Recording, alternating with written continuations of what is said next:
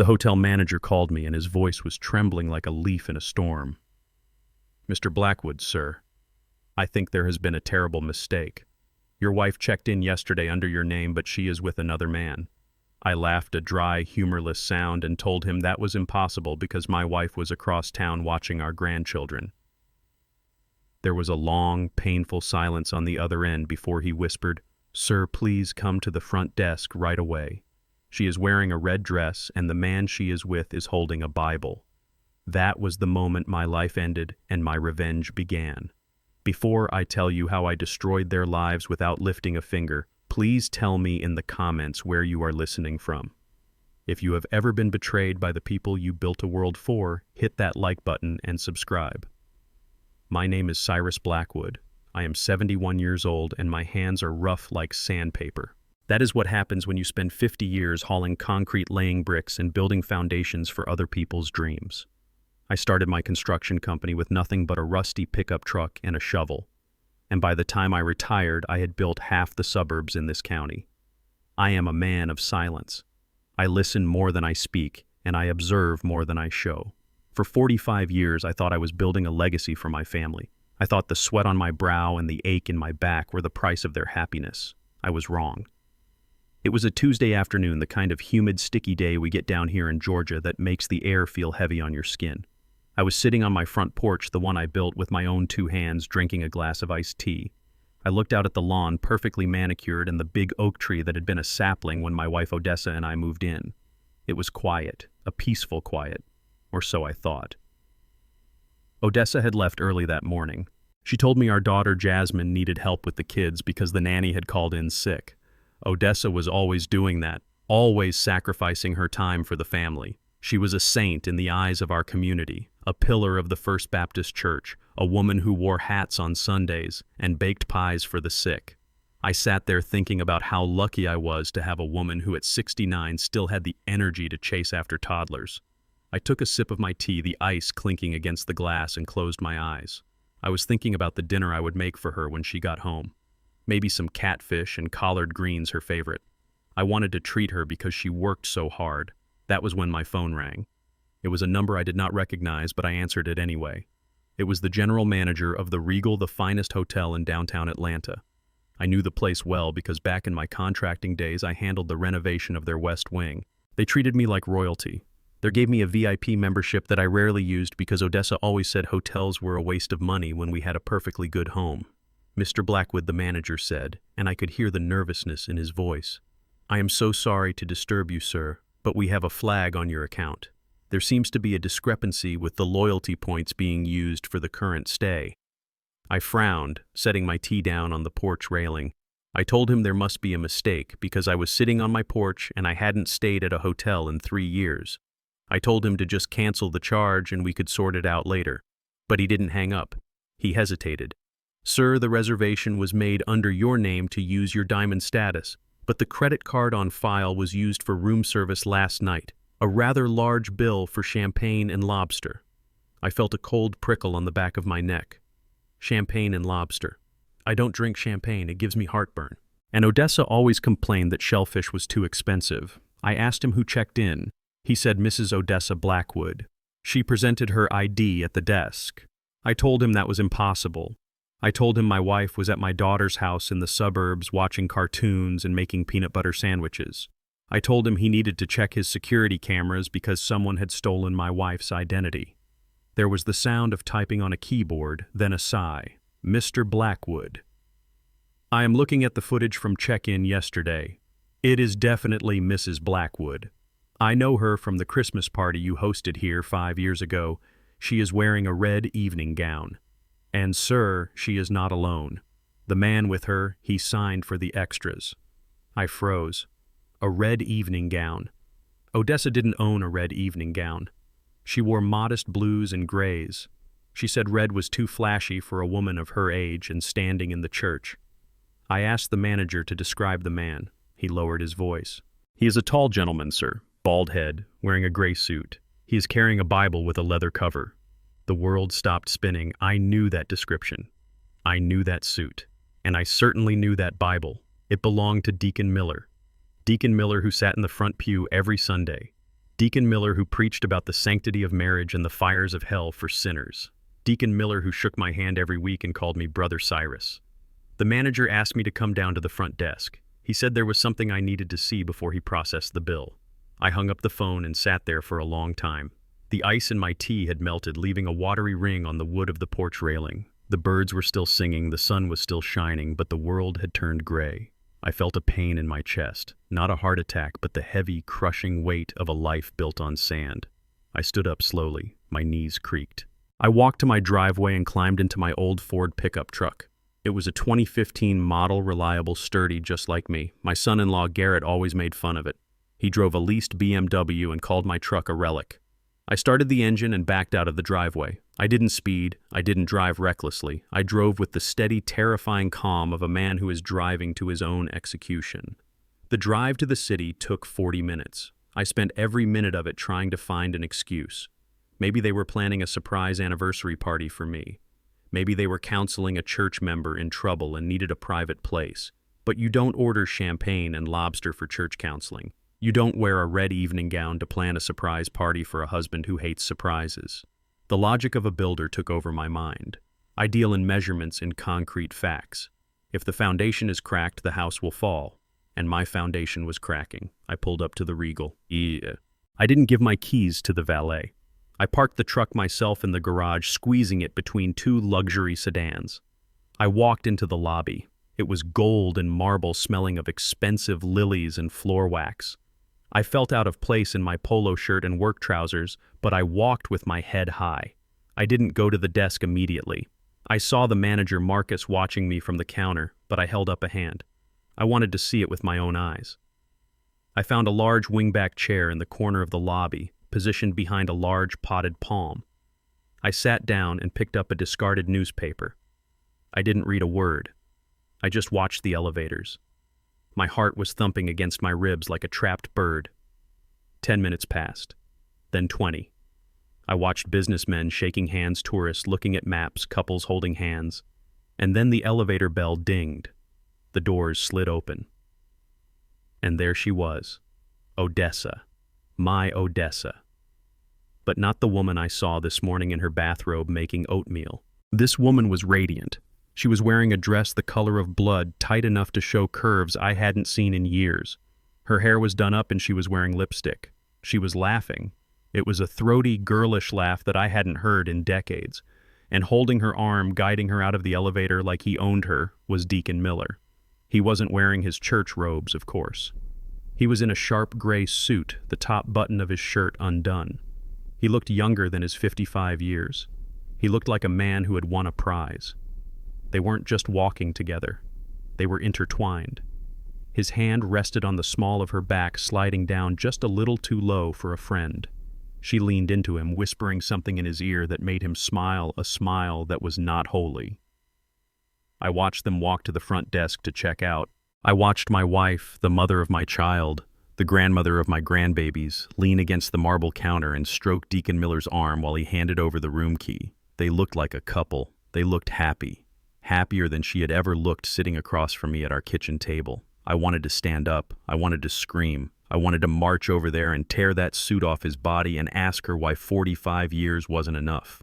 I wanted to cause a scene that would make the evening news. The anger boiled in my gut, hot and sour like acid. But I didn't move. I stayed behind that palm tree. I am a builder. You don't take a sledgehammer to a wall until you know what is bearing the load. You assess the damage first. They walked out of the main doors into the bright sunlight. I saw the valet bring around Deacon's car. He opened the door for her, and before she got in, he kissed her. It wasn't a peck on the cheek. It was a long, deep kiss right there on the sidewalk. She kissed him back. She held his face with her hands that wore the wedding ring I bought her when we had nothing. When their car drove away, I finally stood up. My legs felt heavy, like I was wading through wet concrete. I walked to the front desk. Marcus, the manager, looked at me with pity in his eyes. I hated that look. I didn't want pity. I wanted ammunition. Mr. Blackwood, Marcus said softly. I am so sorry.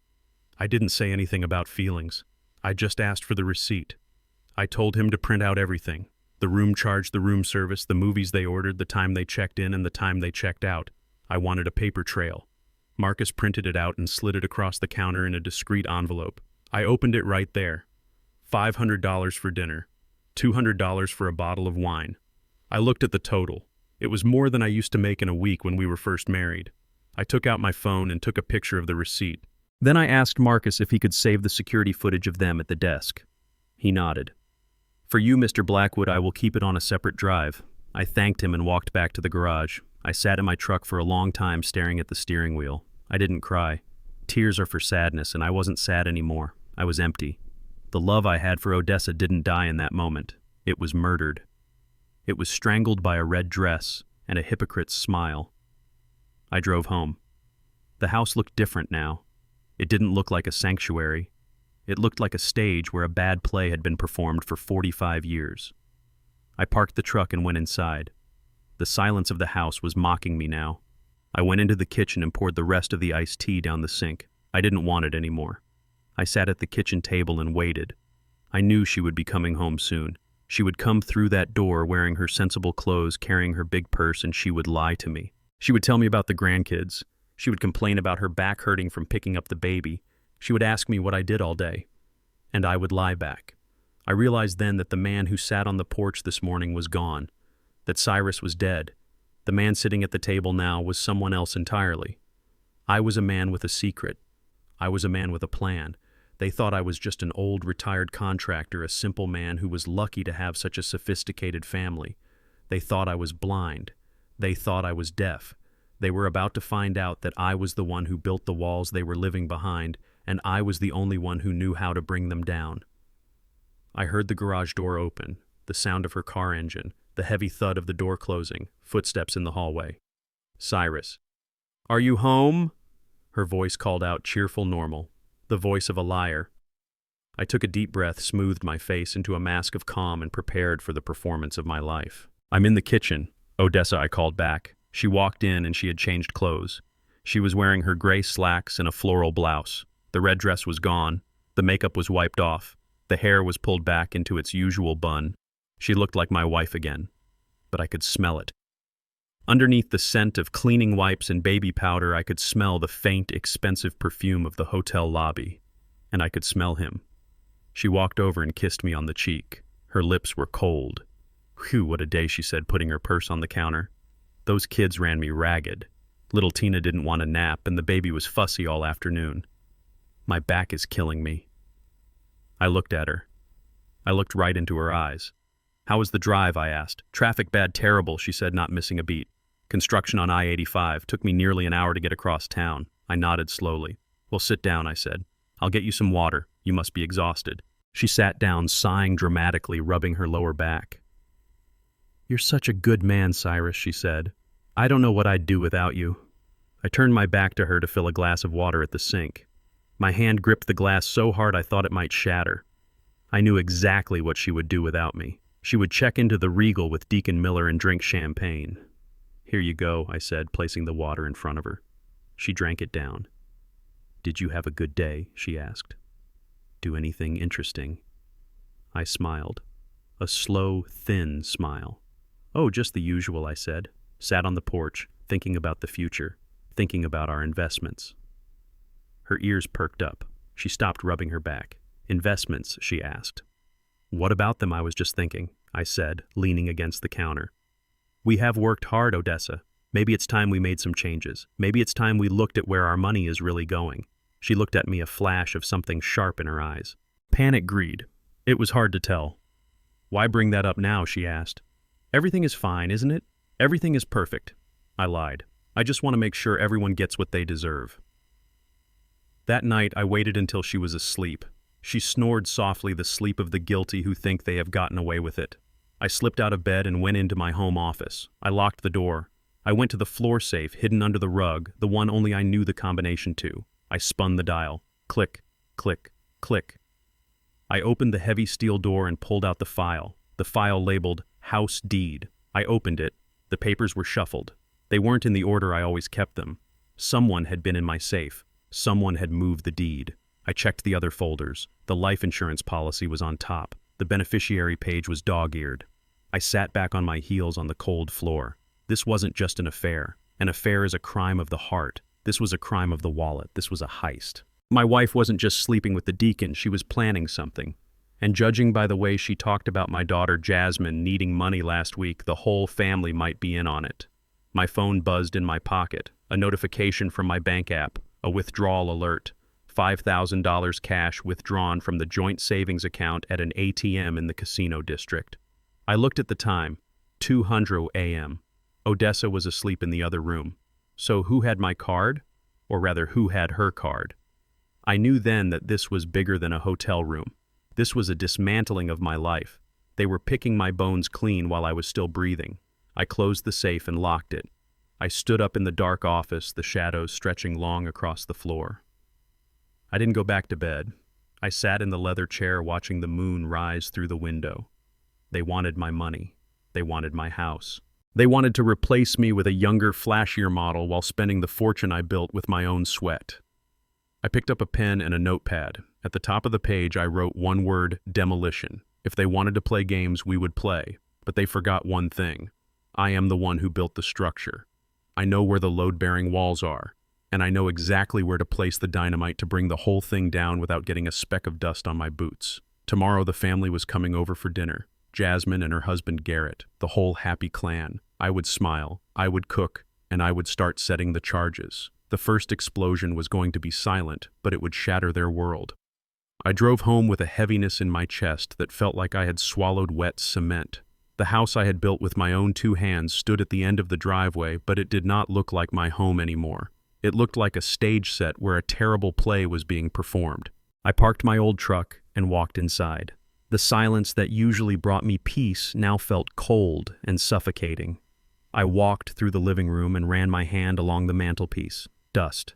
Odessa always kept this house spotless, but I realized I had not seen her with a duster in weeks. The house felt neglected just like me.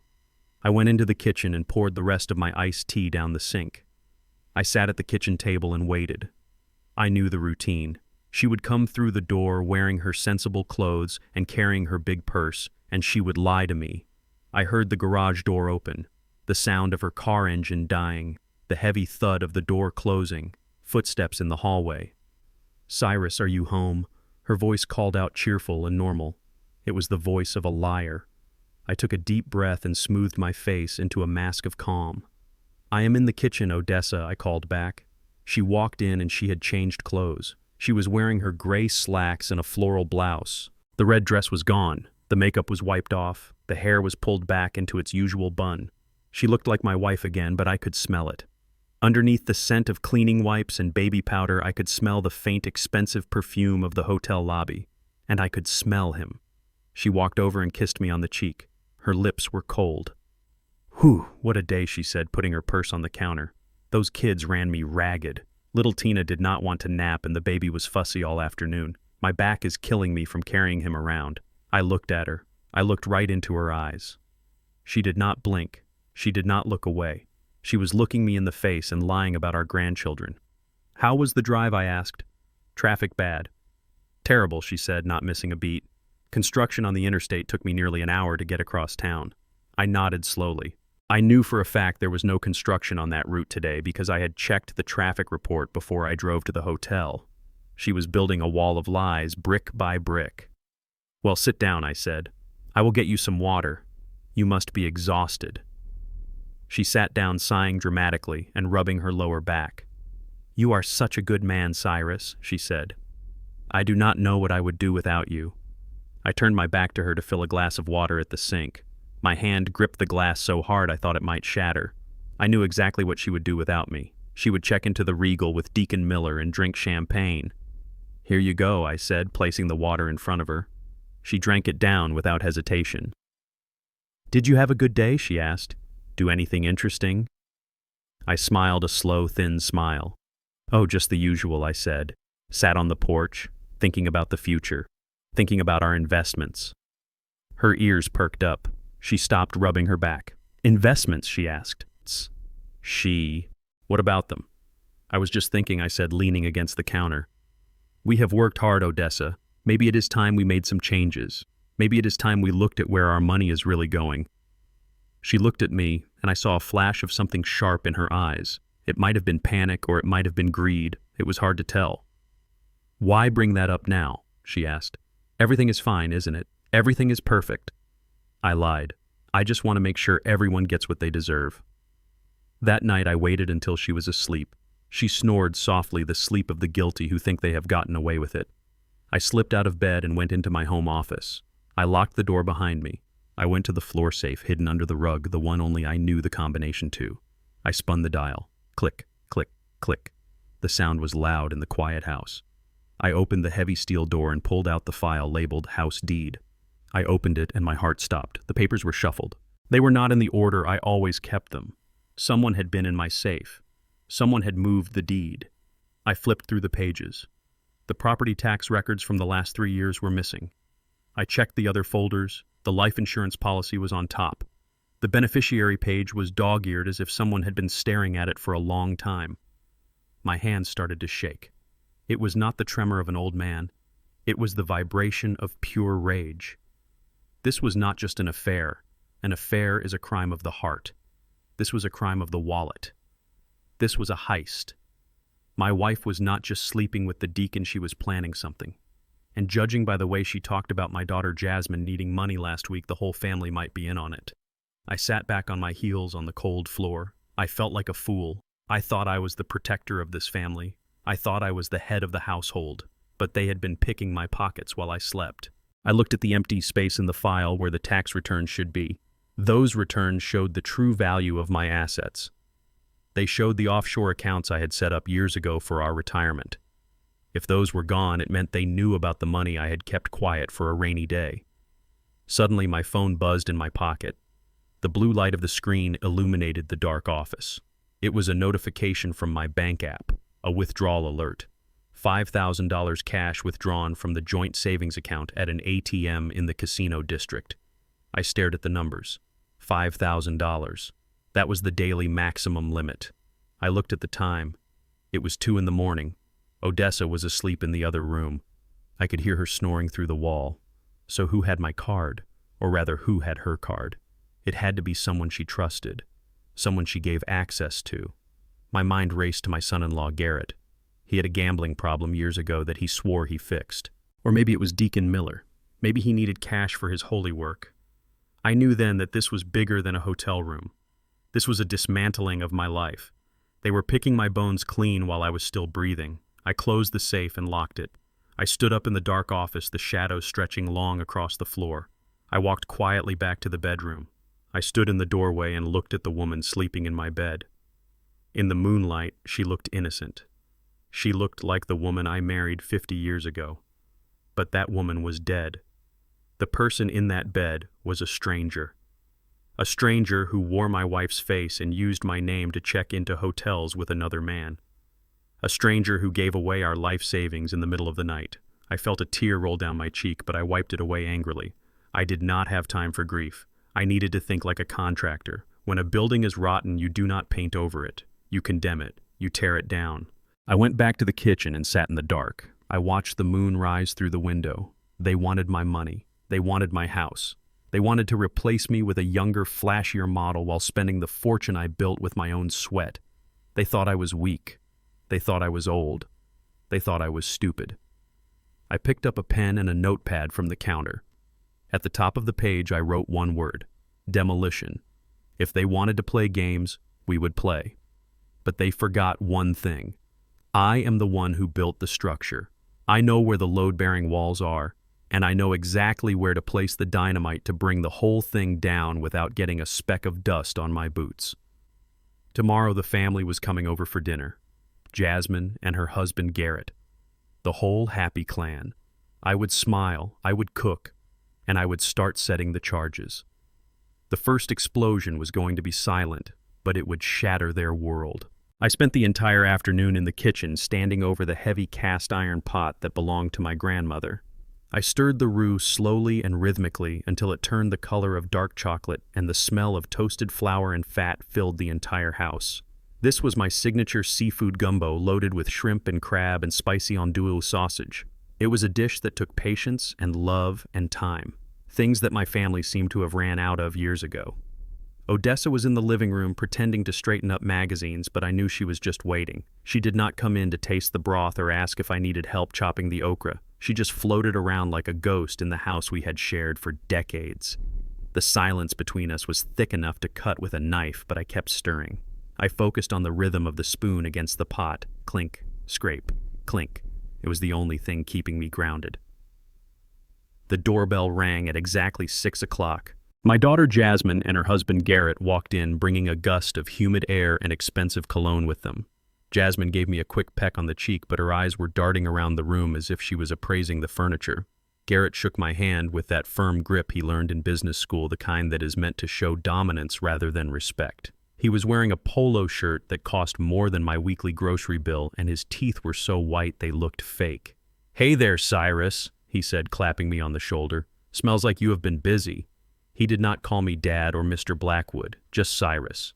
It was a small disrespect, but I added it to the pile. We sat down at the dining table. I ladled the gumbo into bowls, steam rising up between us. I had made cornbread too crisp on the edges and soft in the middle, just the way Jasmine used to like it when she was a little girl. But she barely looked at it. She was too busy looking at her phone, typing away under the table. Garrett took one spoonful, made a face like it was too spicy, and reached for his water. He did not say thank you. He did not say it was good. He just pushed the bowl away slightly and leaned his elbows on the table. So Cyrus Garrett started, his voice booming in the quiet room. "I have been looking at the market trends for this neighborhood. You are sitting on a serious asset here. Real estate in this zip code is up 20% year over year. It is a seller's market, my friend." I took a slow bite of my gumbo. I chewed thoroughly before answering. "Is that so?" I said, keeping my voice level. "I have not paid much mind to the market. This is just my home." Garrett laughed, a short barking sound. "That is the problem, Cyrus. You are thinking emotionally, not financially. You have to look at the opportunity cost. This house is dead equity. It is just sitting here gathering dust when it could be working for you." He used his hands when he talked, chopping the air to emphasize his points. He looked at me with a mixture of pity and impatience, like he was explaining calculus to a toddler. "You see, Cyrus, it is all about liquidity. You are asset rich but cash poor. You need to leverage this property to maximize your golden years." I watched him carefully. I knew exactly what liquidity meant. I knew what leverage meant. I had managed payrolls for crews of 50 men. I had negotiated contracts with suppliers who tried to bleed me dry. I had built this house with profits I made from smart investments in land back when nobody wanted this land. But Garrett did not see that. He saw an old black man with calloused hands and gray hair. He saw someone who was lucky to have a house at all. He saw a target. "What is leverage again?" I asked, blinking slowly. "Is that like a loan?" Garrett sighed loudly and exchanged a look with Odessa. "Sort of, Cyrus," he said, speaking slower now. "It means using the value of the house to get cash. Look, you and Odessa do not need all this space. 4 bedrooms, a big yard. It is too much maintenance. It is a drain on your resources. If you sell now, you can downsize to a condo. Something modern, something maintenance-free. And you can invest the difference. I can help you with that. I know some funds that are performing well above the S&P. Invest the difference." I almost laughed out loud. He meant I could hand the money over to him so he could gamble it away on crypto or pay off his bookie. I looked at Odessa. She was nodding along, picking at her shrimp. "Garrett is right, Cyrus," she said. Her voice was smooth, like oil. "We are getting older. My knees cannot take these stairs much longer. A condo would be so much easier. And we could travel. We could finally see the world." She wanted to see the world all right. She wanted to see it with Deacon Miller on my dime. I looked at Jasmine, hoping for some defense, hoping my daughter would say that this was the house she grew up in, the house her father built. But she just looked up from her phone and shrugged. "Mom is right, Dad," she said. "This place is old. The roof probably needs work. The plumbing is ancient. It is embarrassing, honestly. All our friends' parents live in gated communities or nice apartments in the city. You guys are stuck here in the past. Embarrassing." The word hung in the air. My life's work, the home I built to keep them safe and warm. It was embarrassing to her. I felt a sharp pain in my chest, but I pushed it down. I needed them to think I was weak. I needed them to think I was folding. I put my spoon down and rubbed my forehead as if I was confused. I tried to fix that leaky faucet last week, I muttered. But I forget where I put the wrench. I spent an hour looking for it. I think I left it in the fridge. The reaction was immediate. Garrett's eyes widened and a small smile played on his lips. Jasmine stopped texting and looked at me with a sudden intense interest. Odessa let out a dramatic sigh and reached over to pat my hand. "Oh, Cyrus," she said, her voice dripping with fake sympathy. "You have been forgetting a lot of things lately. Just yesterday you left the front door unlocked." I did not leave the door unlocked. She did, but I nodded, staring blankly at the tablecloth. "I suppose I did," I said softly. "My mind is not what it used to be. I get confused with all these numbers you are talking about, Garrett. Equity, cash flow.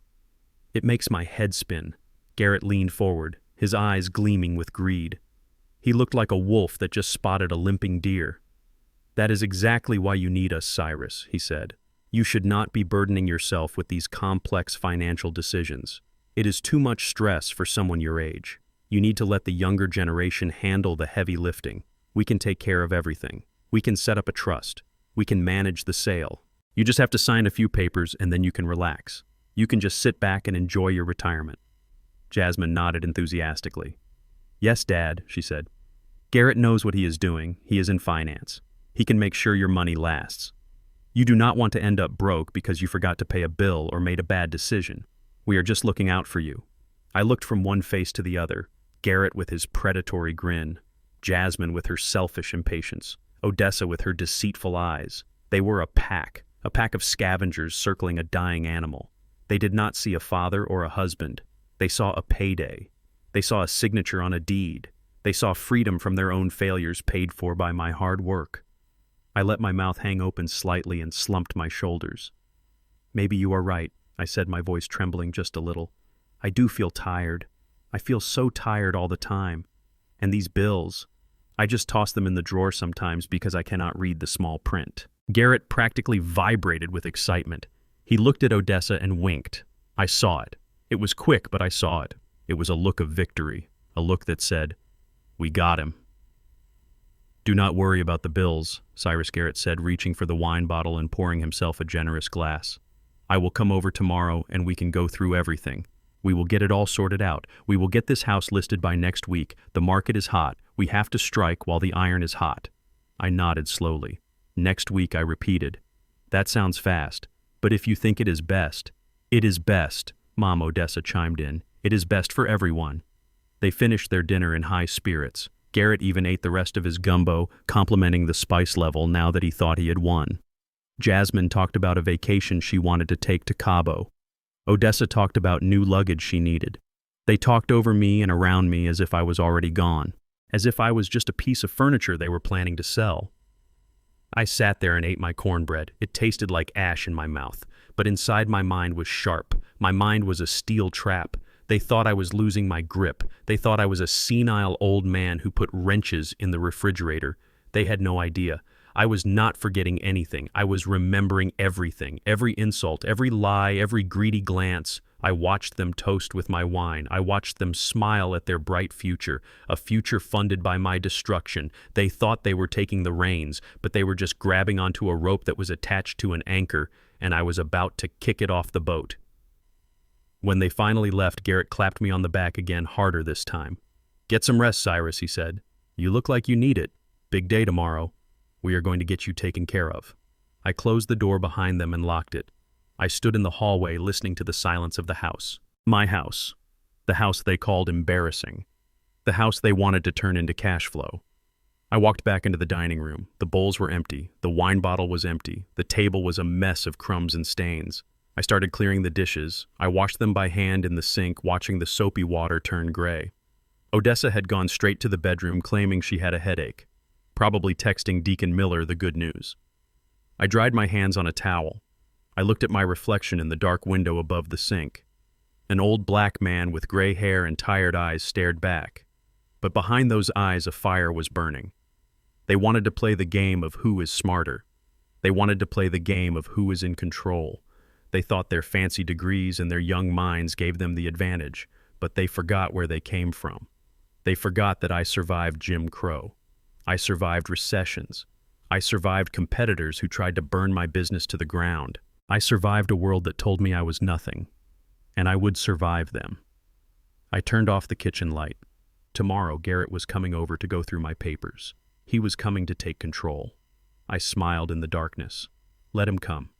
I had a few papers of my own for him to see, and I had a surprise waiting for him that no amount of leverage could fix. I drove my truck to the old industrial district where the brick buildings still smelled of coal and hard labor. This was where the real work used to happen before the tech companies and the coffee shops moved in. I parked in front of a building that had seen better days but still stood strong, just like the man inside. The sign on the frosted glass door said Elias Thorne, Private Investigations. It did not say attorney at law, even though he was the best lawyer in the state. Elias preferred the shadows. I walked in and the bell above the door jingled a sound that took me back 30 years to when he helped me with a union dispute that could have buried my business. Elias was sitting behind a desk that looked like it was carved from a single redwood tree. He was 75 years old, but his eyes were as clear and sharp as broken glass. He did not smile when he saw me. He did not offer empty platitudes. He just stood up and extended a hand that felt like gripping a bundle of steel wire. "Cyrus," he said. "It has been too long." I shook his hand. "It has, Elias. I wish I was here for a social call." He nodded slowly and gestured to the leather chair opposite him. The leather was cracked and worn comfortable like an old boot. I sat down and looked at him. We were two old lions with gray manes and scars that told stories nobody else would understand. We built this city, Elias and I. I built the structures, and he built the legal frameworks that kept the wolves at bay. Now I needed him to help me kill the wolves inside my own house. "I have what you asked for, Cyrus," he said, placing a thick black folder on the desk. "And I am going to tell you right now, you are not going to like it." I looked at the folder. It sat there like a loaded gun. "Open it, Elias," I said. "I have seen concrete crack and steel bend. I can handle paper." He flipped it open. The first page was a picture of my son-in-law Garrett leaving a building in the bad part of town. He looked sweaty and terrified. "That is a bookie joint," Cyrus, Elias said. "Your financial whiz kid is not investing in the stock market. He is gambling on offshore sports sites and losing. Badly." He turned the page. Spreadsheets, bank transfers, crypto wallets. It was a mess of red ink. "He got caught up in a cryptocurrency scam last year," Elias explained. "He thought he was smarter than the system. He leveraged everything he had. He lost it all. And then he borrowed from people who do not send late notices. They send men with baseball bats. He owes $200,000, Cyrus, and the interest is compounding daily. That is why he is pushing for the house sale. He is desperate. If he does not pay up by the end of the month, they are going to break his legs." I felt a cold anger settling in my gut. Garrett, the man who lectured me about leverage and liquidity, was drowning in his own stupidity. But the next revelation was worse. Elias pulled out a separate stack of papers paper-clipped together. "This is Odessa," he said quietly. I braced myself. I thought I knew about the affair. I thought I knew about Deacon Miller. But I did not know the cost. Literally. Elias laid out bank statements from my joint account, the one I rarely checked because I trusted my wife. For 2 years, there were monthly transfers of $2,000 labeled Church Charity Fund. But the routing number does not go to the First Baptist Church Cyrus. It goes to a private LLC registered to Deacon Miller. I stared at the numbers. 2 years, $48,000 minimum, plus the dinners, plus the hotels. My wife was not just sleeping with him. She was sponsoring him. She was his sugar mama funded by my sweat. Elias showed me more. Receipts for custom suits for the deacon. A lease on a luxury sedan in his name paid for by a cashier's check from Odessa. She was building him a life while she was tearing mine down. She looked at me every day, ate my food, slept in my bed, and all the while she was funneling my life savings to a hypocrite who preached about sin on Sunday mornings. It was not just betrayal, it was theft. It was a long con played out over coffee and Sunday dinners. I closed the folder. The room was silent. I could hear the ticking of the grandfather clock in the corner. It sounded like a countdown. Elias was watching me closely, waiting for me to break, waiting for the tears of a heartbroken old man. But my eyes were dry. The moisture had evaporated, leaving only a hard, dry rage. It was the kind of rage that burns cold and clean. I stood up and walked to the window, looking out at the gray street. They think I am stupid, Elias, I said, my voice low and steady. They think I am a relic, a wallet with a pulse. Garrett thinks he can talk circles around me because he went to college. Odessa thinks she can smile and lie because I have loved her for 50 years. They do not see me. They see an obstacle. Elias tapped the folder. We can take this to the police, Cyrus. We can file for fraud. We can get restraining orders. I shook my head. No police. Not yet. Police is too easy. Police is paperwork and lawyers and plea deals. I want them to feel it. I want them to think they have won.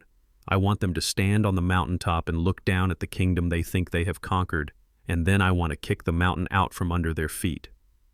I turned back to my old friend. I need you to set up a trust, Elias. A blind trust. I am going to start moving assets, and I need you to hire a forensic accountant to trace every penny Garrett owes. I want the names of the loan sharks. I want to know exactly who is holding his leash. Elias smiled, a slow, dangerous smile. You are going to trap them, he said. I picked up the folder. I felt the weight of it, the weight of their sins. No, Elias, I said. I am not going to trap them. I am going to let them trap themselves. I am going to give them exactly what they want. I walked to the door, my grip on the folder tight enough to turn my knuckles white. They want a confused old man. They want a helpless victim. Fine. They want to play the senile old man game. I will play that role until they are left with nothing.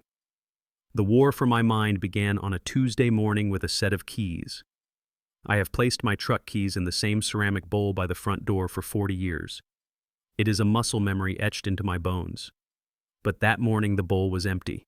I searched the pockets of my work jacket. I checked the kitchen counter. I checked the floor mats of the truck. Nothing. Odessa stood in the hallway watching me with her arms crossed and a look of deep concern plastered on her face like a layer of cheap makeup. What are you looking for, Cyrus? She asked, her voice soft and pitying. My keys, I grumbled, moving the mail aside on the table. I put them right here. Odessa shook her head slowly. Oh, Cyrus, honey, you were in the kitchen last night getting a glass of milk. Did you leave them in there? I walked into the kitchen. I opened the refrigerator. There, sitting on the middle shelf next to the carton of milk, were my keys, cold and misplaced. I stared at them. I knew I had not put them there. I knew it. But Odessa was right behind me. See, there they are, she said, patting my shoulder. You are getting so forgetful lately, Cyrus. It is worrying me. It was not just the keys. It was a campaign of small, calculated cruelties designed to chip away at my foundation. 2 days later, I went to take my blood pressure medication. I have taken one pill every morning at 8 o'clock since I turned 60. I opened the organizer on the bathroom counter. The slot for Tuesday was empty. The slot for Wednesday was empty. Thursday was full. I frowned. I knew I had not taken them. I am a man of routine. Routine is what kept my building standing and my business profitable. Garrett walked past the bathroom door, pausing just long enough to shake his head. Did you forget your pills again, Cyrus? He asked, loud enough for Jasmine to hear in the living room. You know, skipping doses can make you confused. It causes dizziness. Maybe that is why you have been acting so strange. They were gaslighting me. They were moving the pieces of my reality around when I was not looking, hoping I would doubt my own sanity. They wanted me to believe I was slipping. They wanted me to believe the cracks in the walls were my fault. But they forgot that I built the walls. I knew the difference between a structural failure and sabotage. I did not argue with them. I did not scream that they were liars. I played the part. I rubbed my temples and looked at the floor. I must be slipping, I muttered, letting my voice tremble just enough to sell it. I do not know what is happening to me. I saw Garrett smirk in the mirror's reflection. He thought he was breaking me. He had no idea he was just hardening the concrete. The climax of their little theater production came on Sunday afternoon. It was a beautiful day, the kind where the Georgia sun feels like a warm blanket. We were hosting a barbecue in the backyard. Neighbors were there, including Mrs. Higgins from next door, who had known me since I laid the foundation for her porch. Garrett had insisted on helping with the grill. Why do you not relax, Cyrus? He said, taking the tongs from my hand. You have been looking tired. Let me handle the fire. I sat down in a lawn chair watching him. He moved around the grill with the arrogance of a man who has never had to build a fire to stay warm. I saw him fiddling with the propane tank. I saw his hand linger on the regulator valve, turning it way past the safety mark. He stepped back and looked at me. Cyrus, he called out. I think the flame is dying. Can you check it? I walked over. I knew what was coming. I could smell the gas pooling heavy and dangerous in the air. I reached for the lid. I knew exactly what he had done. He had flooded the chamber. As soon as I lifted that lid, the oxygen would hit the gas and it would flare. A younger man might have called him out. A man who was not planning a war might have turned the gas off and scolded him. But I needed them to think they were winning. I needed witnesses to my decline. I lifted the lid. Whoosh! A ball of orange fire erupted from the grill, singing the hair on my arms and sending a wave of heat into my face. I stumbled back, dropping the tongs. It was not a dangerous explosion, but it was loud and it was scary. Garrett jumped back, screaming like he was the victim. Jesus Christ, Cyrus, he yelled, his voice cracking. You almost blew us up. What is wrong with you? Did you leave the gas on? The music stopped. The conversation died. Every eye in the backyard was on me. Mrs. Higgins covered her mouth with her hand, her eyes wide with fear and pity. Jasmine ran over, grabbing Garrett's arm as if checking him for shrapnel. Dad, she cried, you have to be more careful. You could have hurt someone. I stood there, my heart hammering, not from fear, but from the sheer audacity of their performance. Garrett was looking at the neighbors, shaking his head, his face a mask of long-suffering patience. I am so sorry, everyone, he announced, his voice projecting like he was in a boardroom. Cyrus has been having some trouble with appliances lately. We are handling it. I looked at Mrs. Higgins. She looked away, unable to meet my eyes. That was the knife twisting in my gut, the loss of respect, the pity. They looked at me and saw a hazard, a senile old man who should not be trusted with matches. I lowered my head. I let my shoulders slump. I am sorry, I whispered, my voice raspy. I thought it was off. I got confused. Garrett put a hand on my shoulder. It felt heavy and cold. It is okay, Cyrus, he said loud enough for the back row to hear. Go wash your face. We will finish up here. Sit down before you hurt yourself. I walked away from the grill. I walked past my neighbors, my friends, my family. I walked into the house with my head down, playing the role of the defeated patriarch. But inside my chest, a furnace was burning hotter than that grill ever could. I went into the downstairs bathroom and locked the door. I turned on the faucet, letting the water run cold and loud. I splashed water on my face, washing away the soot and the shame. I looked at myself in the mirror. My eyes were clear, my hands were steady. I was not confused, I was focused. I reached into my pocket and pulled out a small black earbud. I placed it in my ear and pressed a button on my phone. 3 days ago, while they were sleeping, I had installed a high-fidelity listening device under the kitchen island counter. It was military grade, something Elias Thorne had procured for me. The audio crackled to life. I could hear the sounds of the party outside, the murmur of voices, the clinking of glasses. And then, clear as a bell, I heard them. They must have come into the kitchen to get more ice. Did you see his face? Garrett's voice was wet with laughter. He looked like a scared puppy. I turned that valve all the way up. He did not even check it. He is totally gone, Jasmine replied. Her voice did not sound sad. It sounded relieved. Mrs. Higgins was looking at him like he belongs in a home. That is perfect witness testimony right there. We have enough, Garrett said. The keys, the pills, the fire. The lawyer said we just need a pattern of behavior. We have a pattern. The trap is set. The old man is walking right into it. When Jasmine asked. Next week, Garrett said. I have the appointment scheduled with Dr. Evans on Thursday. He is on the payroll. We take him in for a checkup. Evans asks him a few questions, gets him flustered, declares him incompetent. We file the emergency guardianship papers on Friday. By the weekend, we will have power of attorney. We can list the house on Monday. I stood there in the bathroom, water dripping from my chin, staring at my reflection. Thursday. I had 4 days. 4 days before they tried to strip me of my rights. 4 days before they tried to turn me into a ghost in my own life. Garrett laughed again, a sound that made my skin crawl.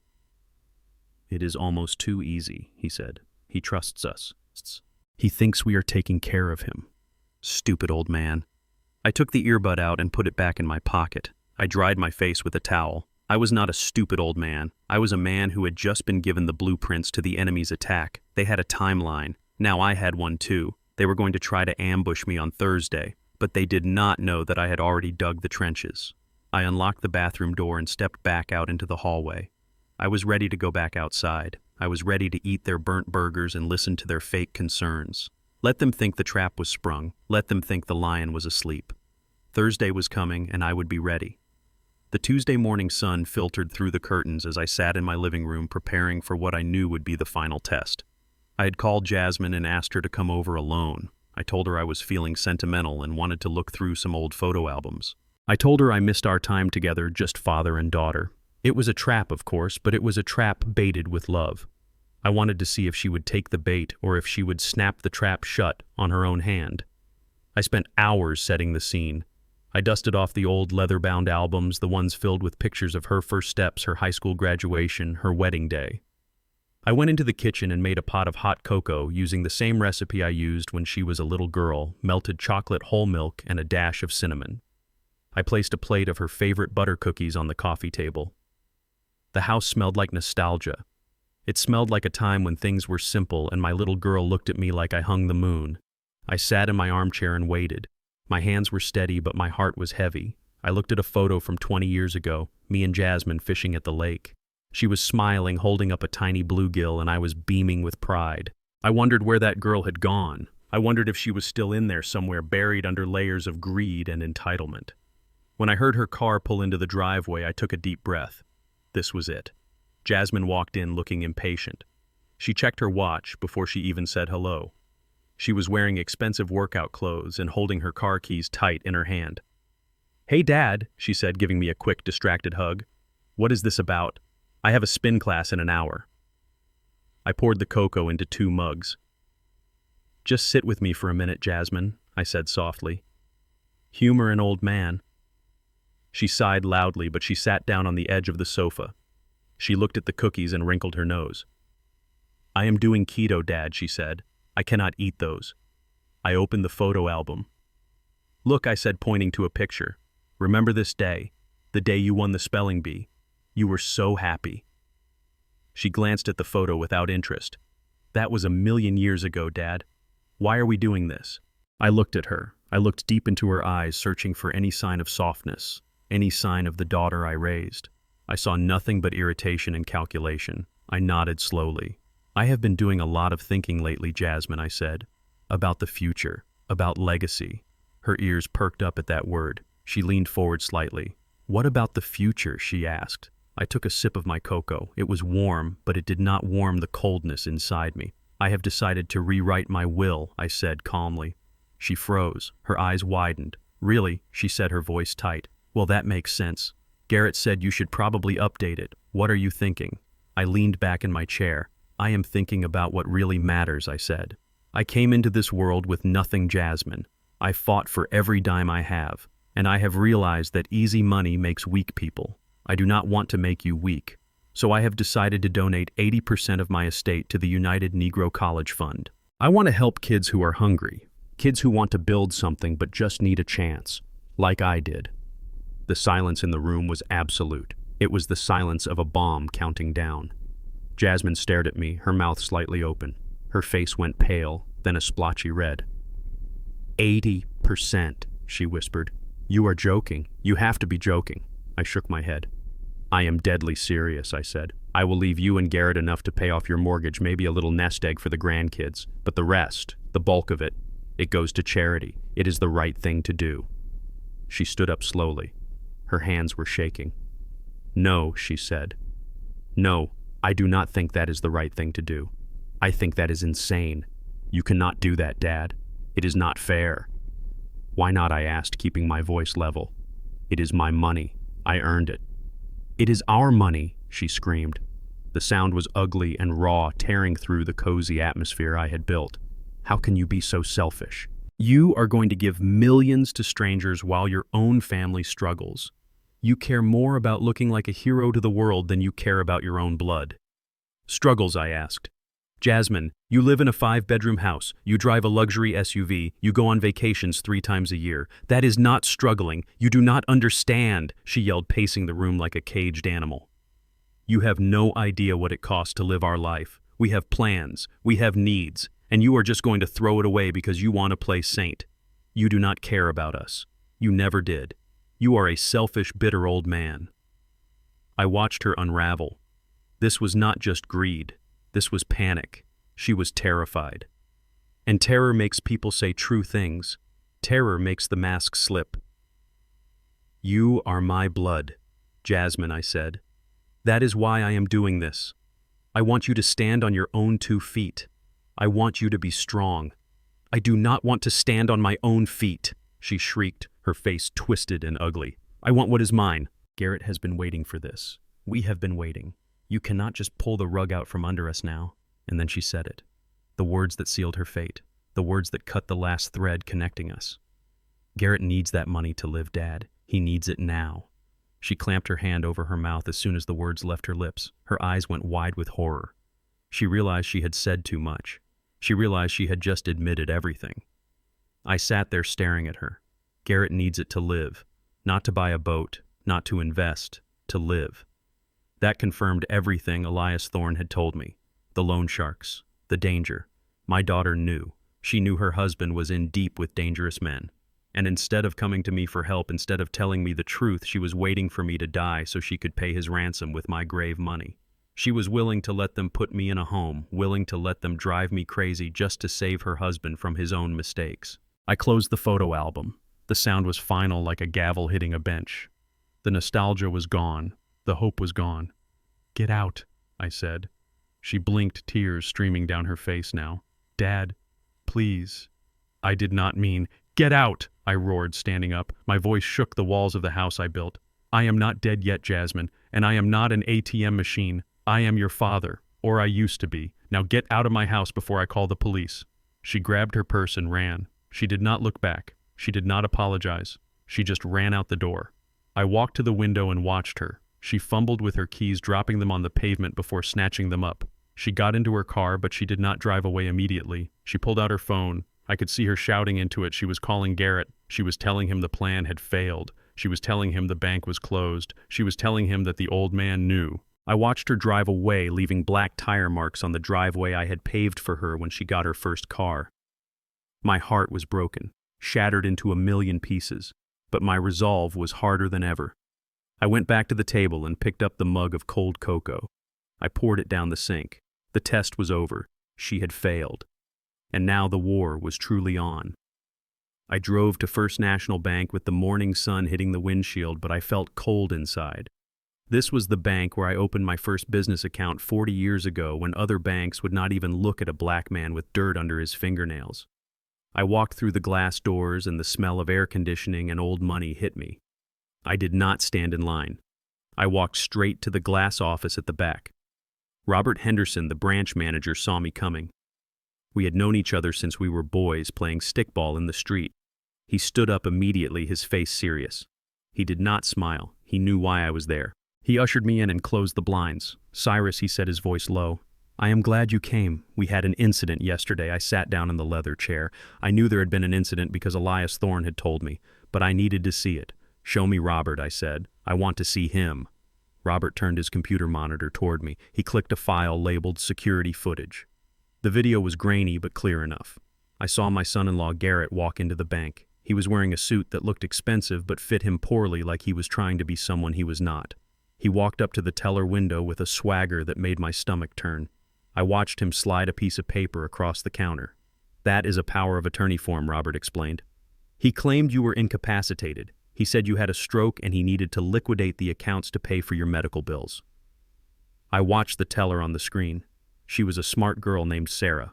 She looked at the paper, then she looked at Garrett. She shook her head. I saw Garrett's face change. The charm vanished. He slammed his hand on the counter. I could not hear the audio, but I could see his mouth moving fast and angry. He was shouting. He was pointing a finger in Sarah's face. Other customers were turning around. A security guard started walking toward him. Garrett snatched the paper back and stormed out, looking like a kicked dog. "He tried to forge your signature, Cyrus," Robert said, pointing to a photocopy of the document on his desk. "It was a good attempt. He got the loop on the C right, but he missed the pressure point on the B. You always press hard on the downstroke. He writes like a man with soft hands." I looked at the forgery. It was an insult. He thought he could mimic 50 years of character with a ballpoint pen. He thought he could walk into my bank and take what was mine just because he was younger and whiter and thought he was smarter. He was wrong. I looked at Robert. He was waiting for me to tell him what to do. He was ready to call the police. He was ready to lock the accounts. But I had a different plan. I did not want to lock the money away where nobody could touch it. I wanted to move it. I wanted to put it somewhere Garrett could see but never reach. I wanted him to know that the well had run dry. "Let us get to work, Robert," I said. "I want to make some transfers, and I want them done today, right now." Robert nodded and pulled his keyboard closer. "Where are we moving it, Cyrus?" I leaned forward. "We are moving it all," I said. "Every dime. I want to liquidate the savings. I want to cash out the CDs. I want to empty the investment portfolio." Robert's eyes went wide. "That is a lot of movement, Cyrus. It is going to trigger flags. The IRS will want to know." "Let them know," I said. "I pay my taxes. This is my money. I want you to set up 3 irrevocable trusts. One for the United Negro College Fund, one for a scholarship program for trade schools, and one blind trust that only I can access through Elias Thorne." We spent the next 2 hours moving mountains. I watched the numbers on the screen disappear from the joint account I shared with Odessa. 200,000, 500,000, 1.2 million. It was like watching my life's blood drain out of a wound, but instead of dying, I felt stronger. I was severing the limb to save the body. I was cutting off the fuel supply to the enemy. Robert typed furiously, his fingers flying across the keys. He printed out documents for me to sign. I signed my name, Cyrus Blackwood, over and over again. My hand did not shake. My signature was firm and heavy, just the way it had always been. I was signing away my past to protect my future. I was signing away the inheritance my ungrateful children thought they deserved. When we were almost done, Robert looked at the screen. "There is about $500 left in the checking account, Cyrus. Do you want to close it out completely?" I thought about it.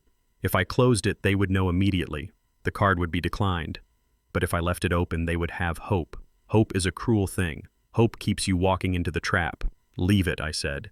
"Leave exactly $500. That should be enough for them to buy a nice dinner to celebrate their victory before they realize they have lost the war."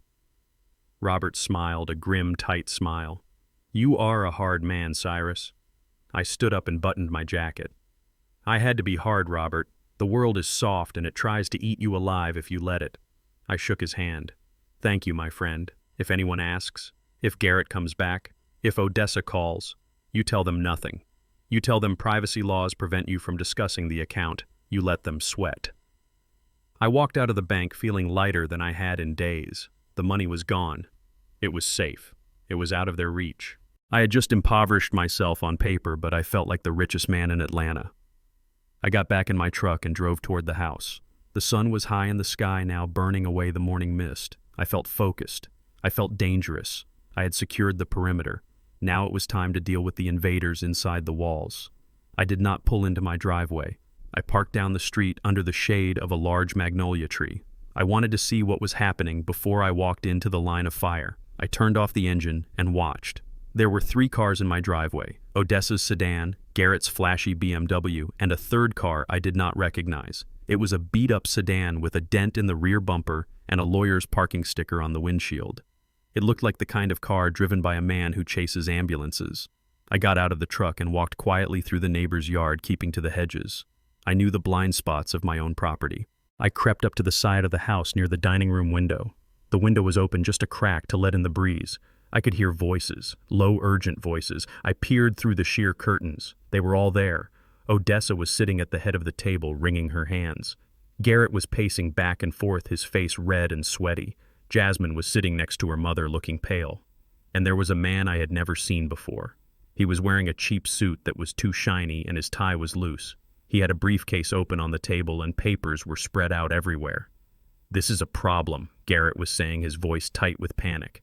"The bank manager shut me down. He knows. I think he called the old man." "He cannot know," Odessa said, her voice trembling. "Cyrus came home last night and went straight to bed. He did not say a word. He thinks everything is fine. We cannot take the risk," the lawyer said. His voice was oily and smooth like a used car salesman. "If he moves that money before we get the order, we are out of luck. We need to file for emergency guardianship immediately. We need to prove he is a danger to himself and others. We need a judge to sign off on it by tomorrow morning." "How do we prove he is dangerous?" Jasmine asked. She sounded scared, but she did not sound like she wanted to stop. She sounded like she wanted to know how to get away with it. "We have the incident with the grill," Garrett said. "We have the missing keys. We have the neighbor's testimony. Mrs. Higgins thinks he is losing it. That is enough for an emergency hold. Once we have the temporary order, we can freeze his assets. We can take control of the accounts. We can put him in a facility for evaluation. By the time he gets out, we will have sold the house and moved the funds." A facility. They were talking about locking me up. They were talking about taking a man who had built churches and schools and putting him in a room with barred windows just so they could pay off a bookie. I felt a wave of nausea, but I swallowed it down. I watched the lawyer pick up a pen. "I have the papers drafted," he said. "Petition for emergency guardianship due to incapacity. I just need you to sign here, Mrs. Blackwood. As his wife, you have the primary standing. You say he is confused. You say he is aggressive. You say you are afraid for your safety." Odessa hesitated. She looked at the paper. She looked at Garrett. She looked at the expensive ring on her finger, the one I bought her for our 40th anniversary. Then she picked up the pen. "I am afraid," she said softly. "I am afraid he is going to ruin everything we have built." She signed it. I watched her write her name. Odessa Blackwood, the name I gave her. She signed my life away with a ballpoint pen. I backed away from the window. I had seen enough. I had heard enough. They were not just greedy. They were evil. They were willing to erase me to save themselves. I walked back to my truck, my footsteps silent on the grass. I got in and started the engine. I did not go home. I had one more stop to make. I had to get ready for Sunday. If they wanted to talk about aggressive, if they wanted to talk about danger, I would show them exactly what a dangerous man looked like. I was going to bring the whole temple down on their heads, and I was going to do it in the house of the Lord. Sunday morning arrived with the heavy humidity that clings to your skin like a wet wool blanket. I put on my best navy blue suit, the one I bought 5 years ago for a funeral. It felt appropriate because today I was going to a place of worship to bury the last of my faith in humanity. I drove Odessa to the First Baptist Church in silence. She was wearing a wide-brimmed white hat and clutching her Bible, the very picture of a devout Christian woman. She hummed a gospel tune under her breath, looking out the window at the passing houses. She looked peaceful. It made my stomach turn. She was going to the house of the Lord to smile at the man she was sinning with, and she did not have an ounce of shame in her body. We walked into the sanctuary, and the air was thick with the smell of floor wax and expensive perfume. The choir was already swaying in the loft, their voices rising in a wave of glory. I walked down the aisle, my cane tapping against the hardwood floor I had refinished myself 10 years ago. I shook hands. I nodded at neighbors. I played the part of Brother Cyrus, the pillar of the community. We took our usual seats in the third pew on the left, directly across from the pulpit. Deacon Miller was already up there, pacing the stage like a lion in a cage. He was wearing a cream-colored suit that I knew cost $2,000 because I had seen the receipt in Elias Thorne's file. He was sweating, shining under the lights, holding a microphone like it was a weapon. He looked powerful. He looked charismatic. He looked like a snake in a silk suit. The sermon began, and of all the topics in the good book he could have chosen, he chose integrity. Brothers and sisters, he boomed his voice, shaking the rafters. The Lord sees what is in your heart. You can hide your sins from your neighbors. You can hide them from your spouse, but you cannot hide them from the Almighty. The congregation shouted, "Amen." Odessa shouted, "Amen," right next to me. I watched them. I watched the way Miller's eyes scanned the crowd until they landed on my wife. It was quick, a flicker of a glance, but it was there. He looked at her with a heat that had nothing to do with the Holy Spirit, and she looked back. She tilted her head slightly, a small secret smile playing on her lips. It was a communication so subtle that only a man looking for cracks in the foundation would notice, but I saw it. I saw the intimacy. I saw the shared secret. I sat there feeling the wood of the pew hard against my back. I felt like I was suffocating. Here was this man using my money to buy his suit, sleeping with my wife, and standing in the pulpit lecturing me about honesty. He talked about the sin of greed. He talked about the sin of deception. Every word was a lie. Every gesture was a performance. I looked around at the faces of the congregation. Good people, honest people, people who worked hard and tithed 10% of their meager earnings. They were nodding along, drinking in his poison, thinking it was water. The rage inside me was a physical thing. It was a pressure in my chest, expanding like steam in a boiler. I wanted to stand up and shout. I wanted to tell them exactly where their tithes were going. I wanted to tell them that their deacon was a thief and an adulterer. But I stayed seated. I kept my face blank. I clutched my cane until my knuckles turned gray. This was not the time for an explosion. This was the time for excavation. I needed to dig a hole deep enough to bury him in, and I needed him to jump into it willingly. When the service ended, the sanctuary dissolved into the chaotic joy of fellowship. People hugging children running between legs, the choir coming down from the loft. I told Odessa I needed to speak to the deacon about a donation. Her eyes lit up. A donation, she asked. That is wonderful, Cyrus. He will be so pleased. She probably thought I was finally opening the wallet again. She probably thought she could skim a little off the top. I told her to go start the car and turn on the air conditioning because I did not want her to overheat. She kissed my cheek and sashayed out the door, hips swaying. I waited until the line of people shaking Miller's hand thinned out. I approached him slowly, letting my shoulders slump a little more than usual, leaning heavily on my cane. I wanted to look frail. I wanted to look like a man whose mind was softening like wet drywall, Brother Cyrus Miller said, flashing that blinding white smile. Good to see you. How is your spirit today? My spirit is troubled. Deacon, I said, keeping my voice low and raspy, I need a word. In private. He looked at me, assessing me. He saw the expensive watch on my wrist. He saw the desperation I was projecting. He nodded and guided me toward the small office behind the choir loft. It was quiet back there, away from the noise of the crowd. He closed the door and sat behind a large mahogany desk. What is on your mind, brother? He asked, steepling his fingers. I sat down and sighed, a long, rattling breath. I am getting old. Deacon, I said, my memory is going. My family thinks I am losing it. And the truth is, I think they might be right. I get confused. I forget things. Miller leaned forward, his eyes narrowing slightly. I am sorry to hear that, Cyrus. Age comes for us all.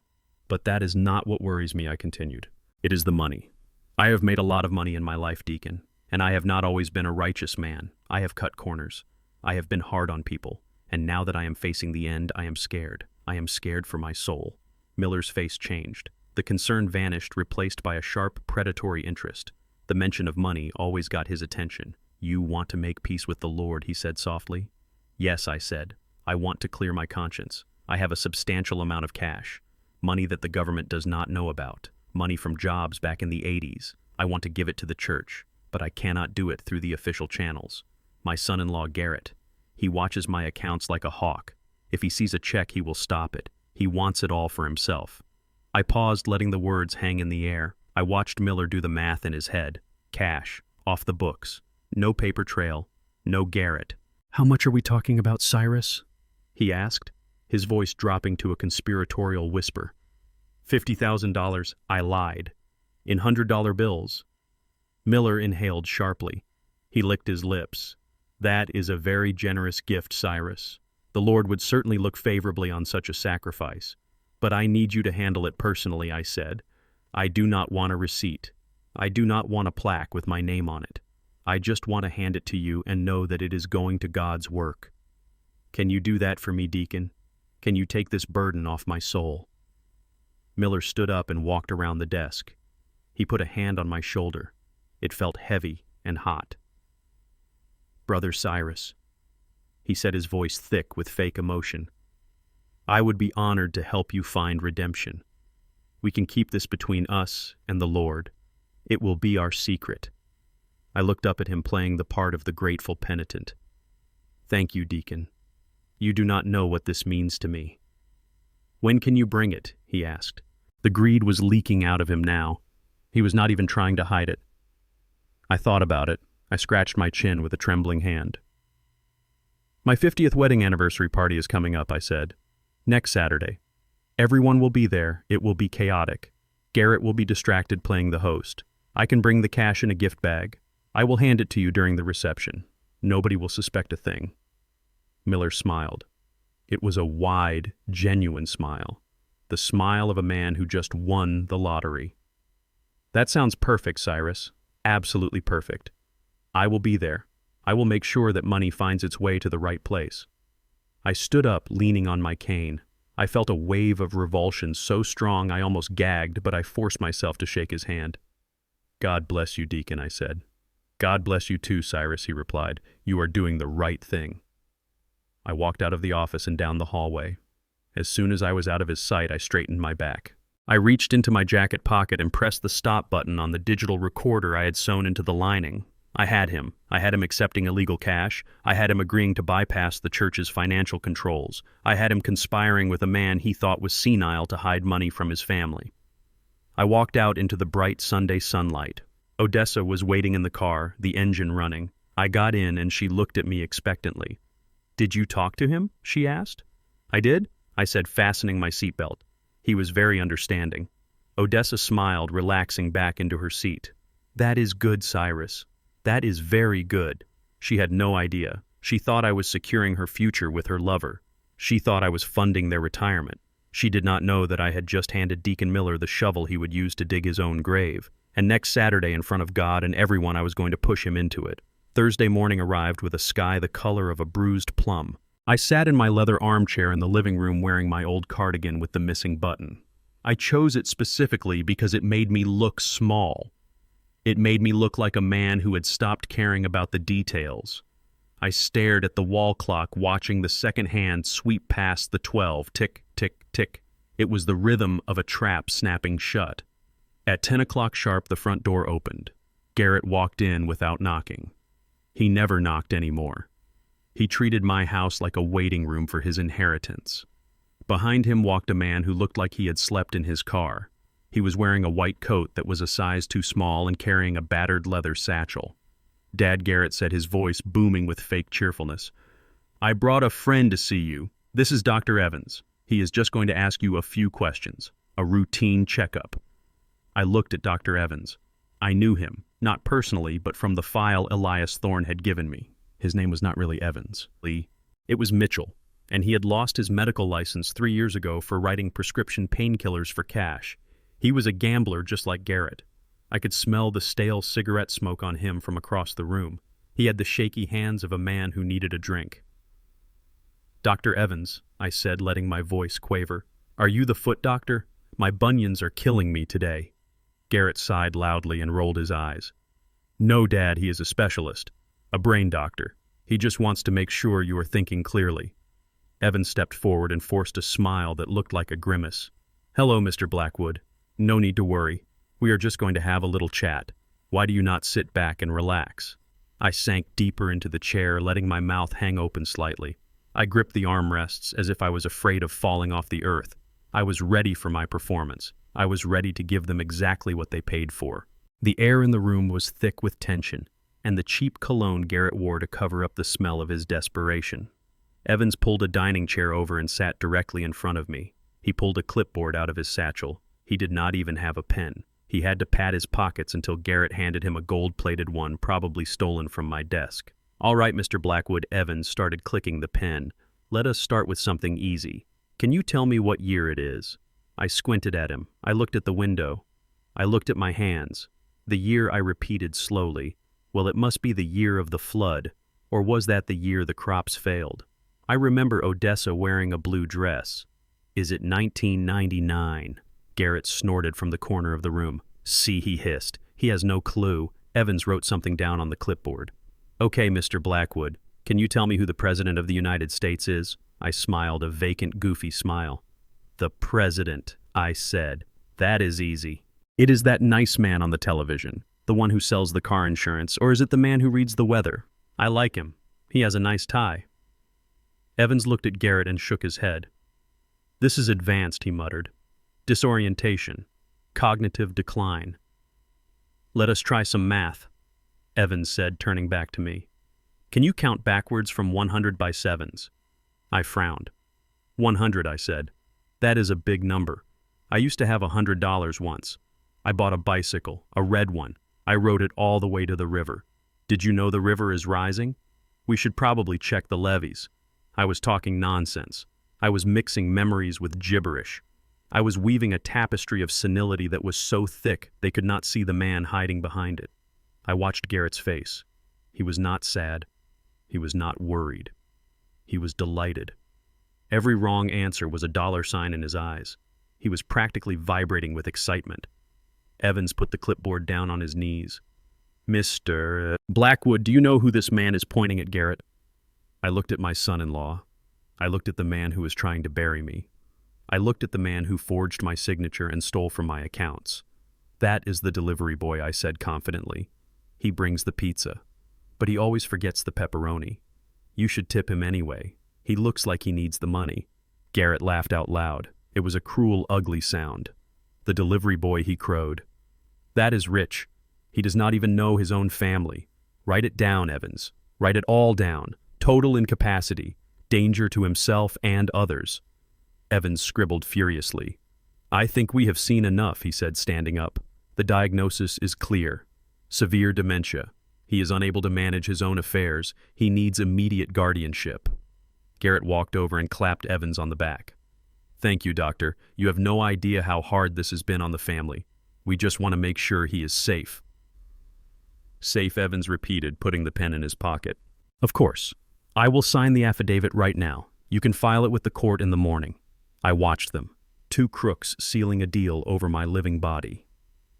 Evans signed the paper with a flourish. That piece of paper was their golden ticket. It was the key to the kingdom. Or so they thought. Garrett took the paper and looked at it like it was a love letter. This is it, he whispered. We are finally in charge. He looked at me one last time. There was no pity in his eyes, only triumph. Do not worry, Cyrus, he said, his voice dripping with condescension. We are going to take good care of you. We are going to find you a nice room with a view of a brick wall. They turned and walked out of the house. I heard them laughing on the porch. I heard Garrett say something about buying a new boat. I heard the car doors slam and the engine roar to life. They were driving away to celebrate. They were driving away to drink to their success. I waited until the sound of the engine faded into the distance. The house was quiet again. The heavy, suffocating presence of their greed was gone, leaving only the clean silence of my own home. I sat up straight in the chair. I buttoned the top button of my cardigan. The vacant look vanished from my eyes, replaced by the cold steel of a man who has just successfully baited a trap for a pack of wolves. I stood up and walked over to the bookshelf in the corner. It was filled with old encyclopedias and framed photos of a family that no longer existed. On the second shelf sat a teddy bear. It was a scruffy brown bear with a red ribbon around its neck. It was a toy I had bought for my granddaughter years ago, but she had said it was ugly and left it here. I picked up the bear. It felt heavy in my hand.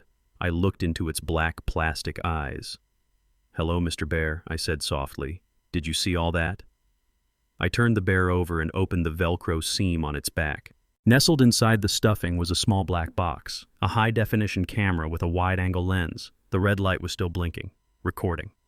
I stopped the recording and pulled out the memory card. I held it up to the light. It was a tiny piece of plastic, smaller than a fingernail, but it contained enough explosive power to level a skyscraper. I had them. I had Garrett bringing a fake doctor into my home. I had the fake doctor conducting a sham exam. I had them conspiring to commit fraud. I had Garrett coaching the doctor. I had Evans signing a legal document based on lies. This was not just evidence for a civil suit.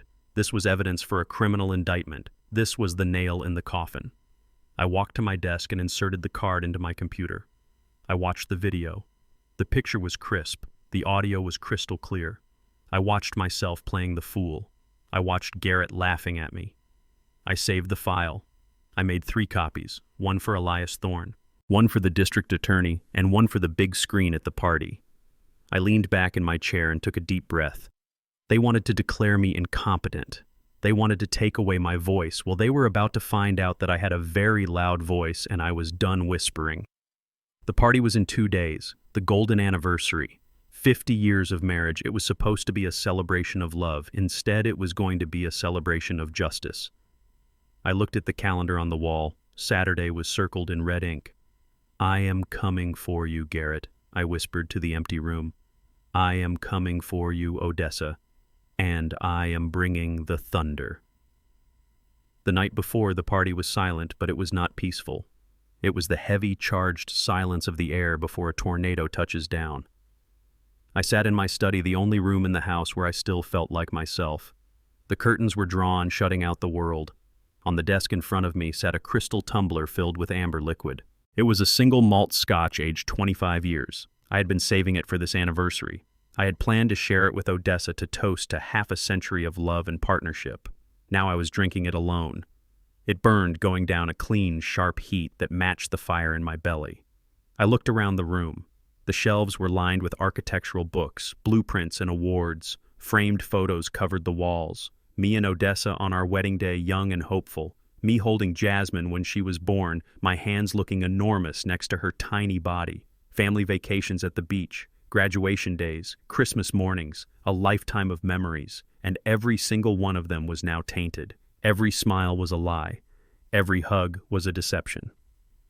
I reached for the small digital recorder on the desk. I had listened to these files a dozen times, but I needed to hear them again. I needed to steel myself.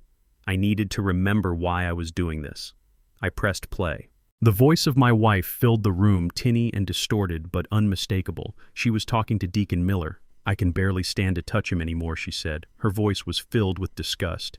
"He smells like old dust and sawdust. His skin is so dry. It is like sleeping next to a corpse. I just close my eyes and think of you, baby." I took a sip of scotch. Sawdust. That sawdust built the roof over her head. That sawdust put food on her table and diamonds on her fingers. She called me a corpse. Well, she was about to find out that this corpse still had teeth. I skipped to the next track. It was Garrett talking to his bookie on the phone. I recorded it from the bug in the kitchen. "Do not worry about the money," he was saying, his voice arrogant and loud.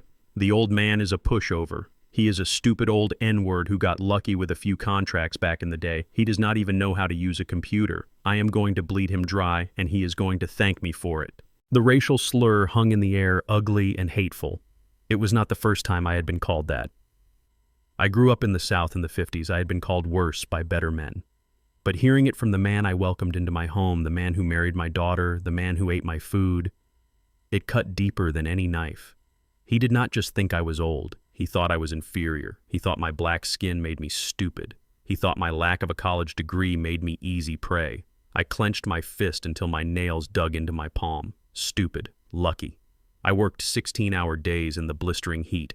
I fought for every contract. I dealt with banks that would not lend to me and suppliers who marked up their prices. I built an empire with my bare hands while he was playing video games and failing algebra.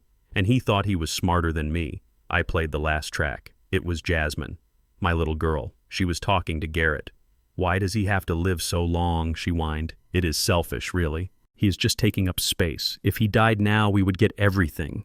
The house, the insurance. We could finally live the way we are supposed to." Taking up space. That is what I was to her. Not a father. Not a provider. Just an obstruction. A fleshy obstacle standing between her and a pile of money. I turned off the recorder. The silence rushed back in louder than before. I finished the scotch in one swallow. The burn was good. It reminded me I was alive. I looked at the stack of papers Elias Thorne had messengered over an hour ago. They were sitting in a neat pile next to the empty glass. The top document was titled Petition for Dissolution of Marriage. Divorce papers, after 50 years. It felt like amputation. But a gangrenous limb has to go or it kills the whole body. Underneath that was a criminal complaint. Fraud, embezzlement, elder abuse, conspiracy. The list of charges was long and heavy. It detailed every stolen dollar, every forged signature, every lie. And at the bottom was the new will and testament, the one that left everything to charity, the one that left my family with nothing but their own rot. I picked up my favorite fountain pen. It was heavy gold-plated, a gift from a client 20 years ago. I uncapped it. The ink was black, permanent. I signed the divorce papers first. Cyrus Blackwood. The signature was steady. There was no hesitation. The man who loved Odessa died the moment he saw her in that red dress. The man signing these papers was a survivor. Then I signed the criminal complaint. I was sending my son-in-law to prison. I was sending my wife's lover to prison. I was destroying my daughter's life. But they had built the prison themselves brick by brick. I was just locking the door. Finally, I signed the will. I looked at the names of the charities, the United Negro College Fund, the Trade School Scholarship, Boys and Girls Clubs. This money was going to build futures. It was going to help kids who knew the value of a dollar, Kids who would not call their fathers stupid. Kids who would not call their husbands corpses. It was done. The ink dried, glistening in the lamplight. I put the cap back on the pen and set it down. I stood up and walked over to the mantelpiece. In the center sat a large framed photograph. It was taken on our 25th anniversary. Odessa and I were dancing. She was laughing, her head thrown back. I was looking at her with so much love it hurt to see it now. I picked up the photo. The glass was cool against my fingertips. I looked at it for a long time. I remembered that night. I remembered thinking I was the luckiest man in the world. I remembered thinking we would grow old together, sitting on the porch, watching the sun go down. I was a fool. I turned the photo over and opened the back. I took the picture out. I held it over the trash can next to the desk. For a second, my hand trembled. 50 years is a long time. It is a whole life.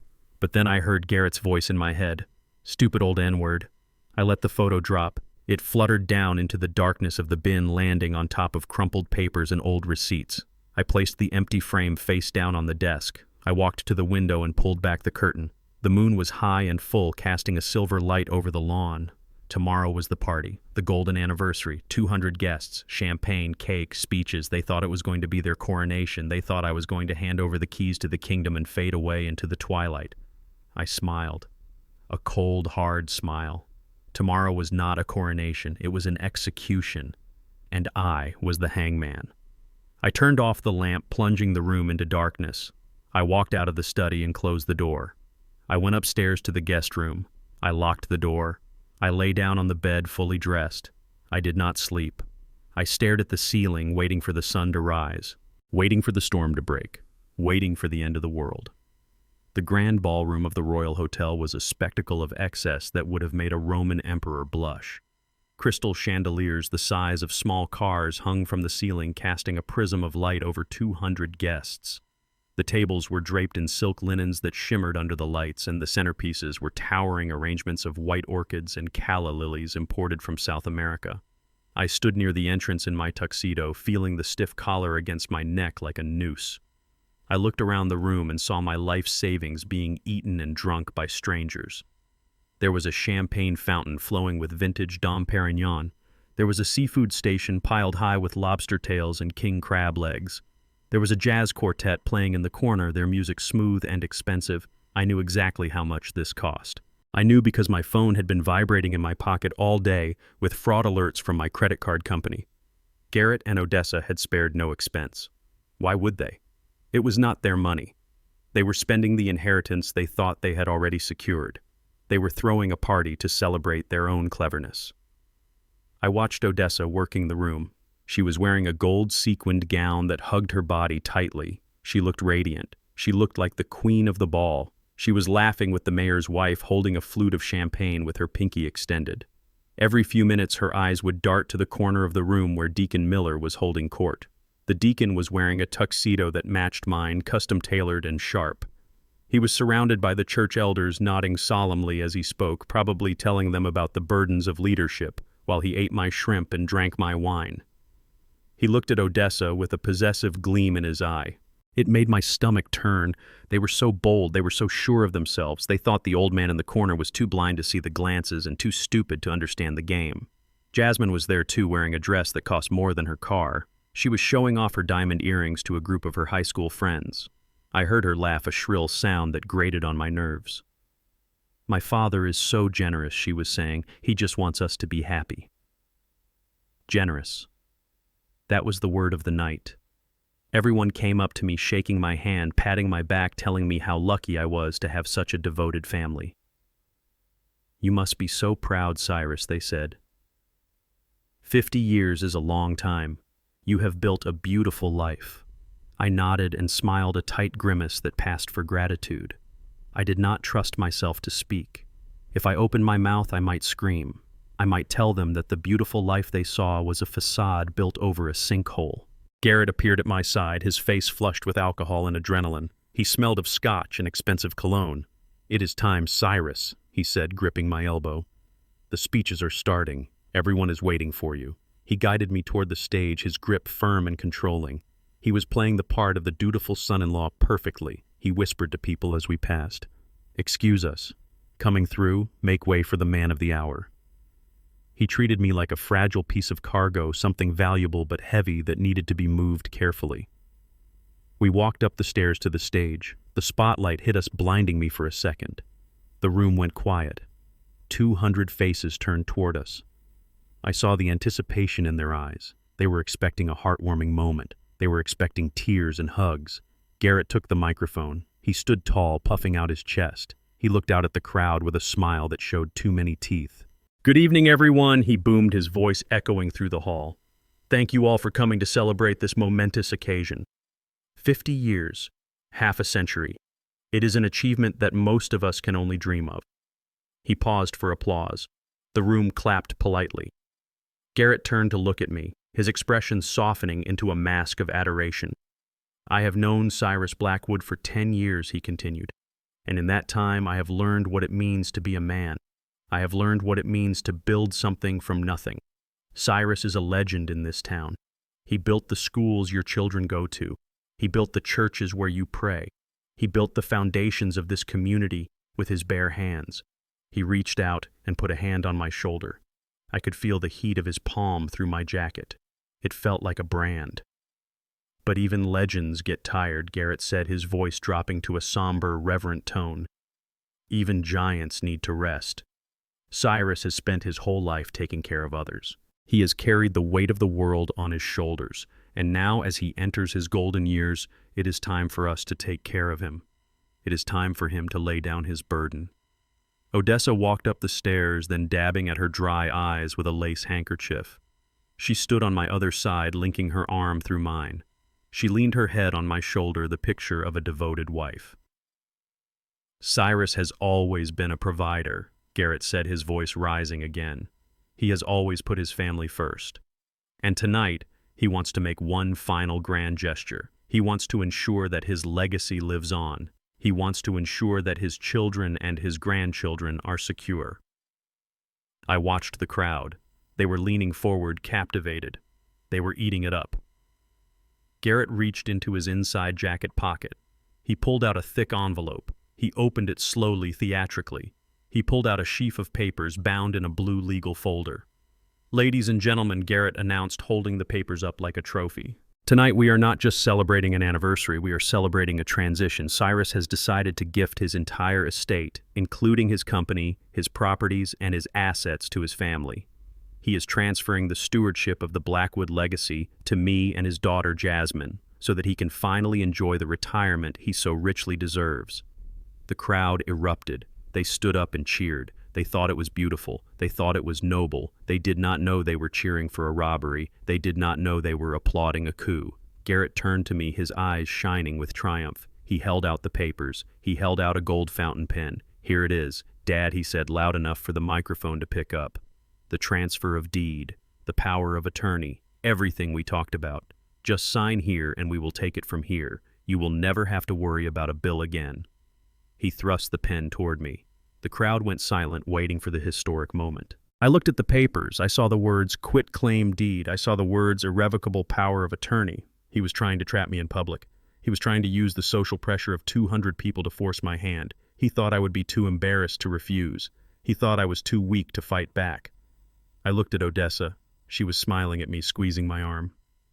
"Do it, honey," she whispered. "Do it for us." I looked at Jasmine in the front row. She was clasping her hands together, her eyes locked on the pen. I looked at Deacon Miller. He was raising a glass to me, a smirk on his face. I reached out and took the pen. Garrett's smile widened. He thought he had won. He thought the game was over. But then I took the microphone from the stand. My hand was steady. The tremor I had been faking for weeks was gone. My back straightened. I grew 3 inches taller in that moment. The fog of senility vanished from my eyes, replaced by the cold, hard stare of a man who has poured concrete while others slept. I did not look at the papers. I looked out at the audience. I looked at the faces of the people who respected me.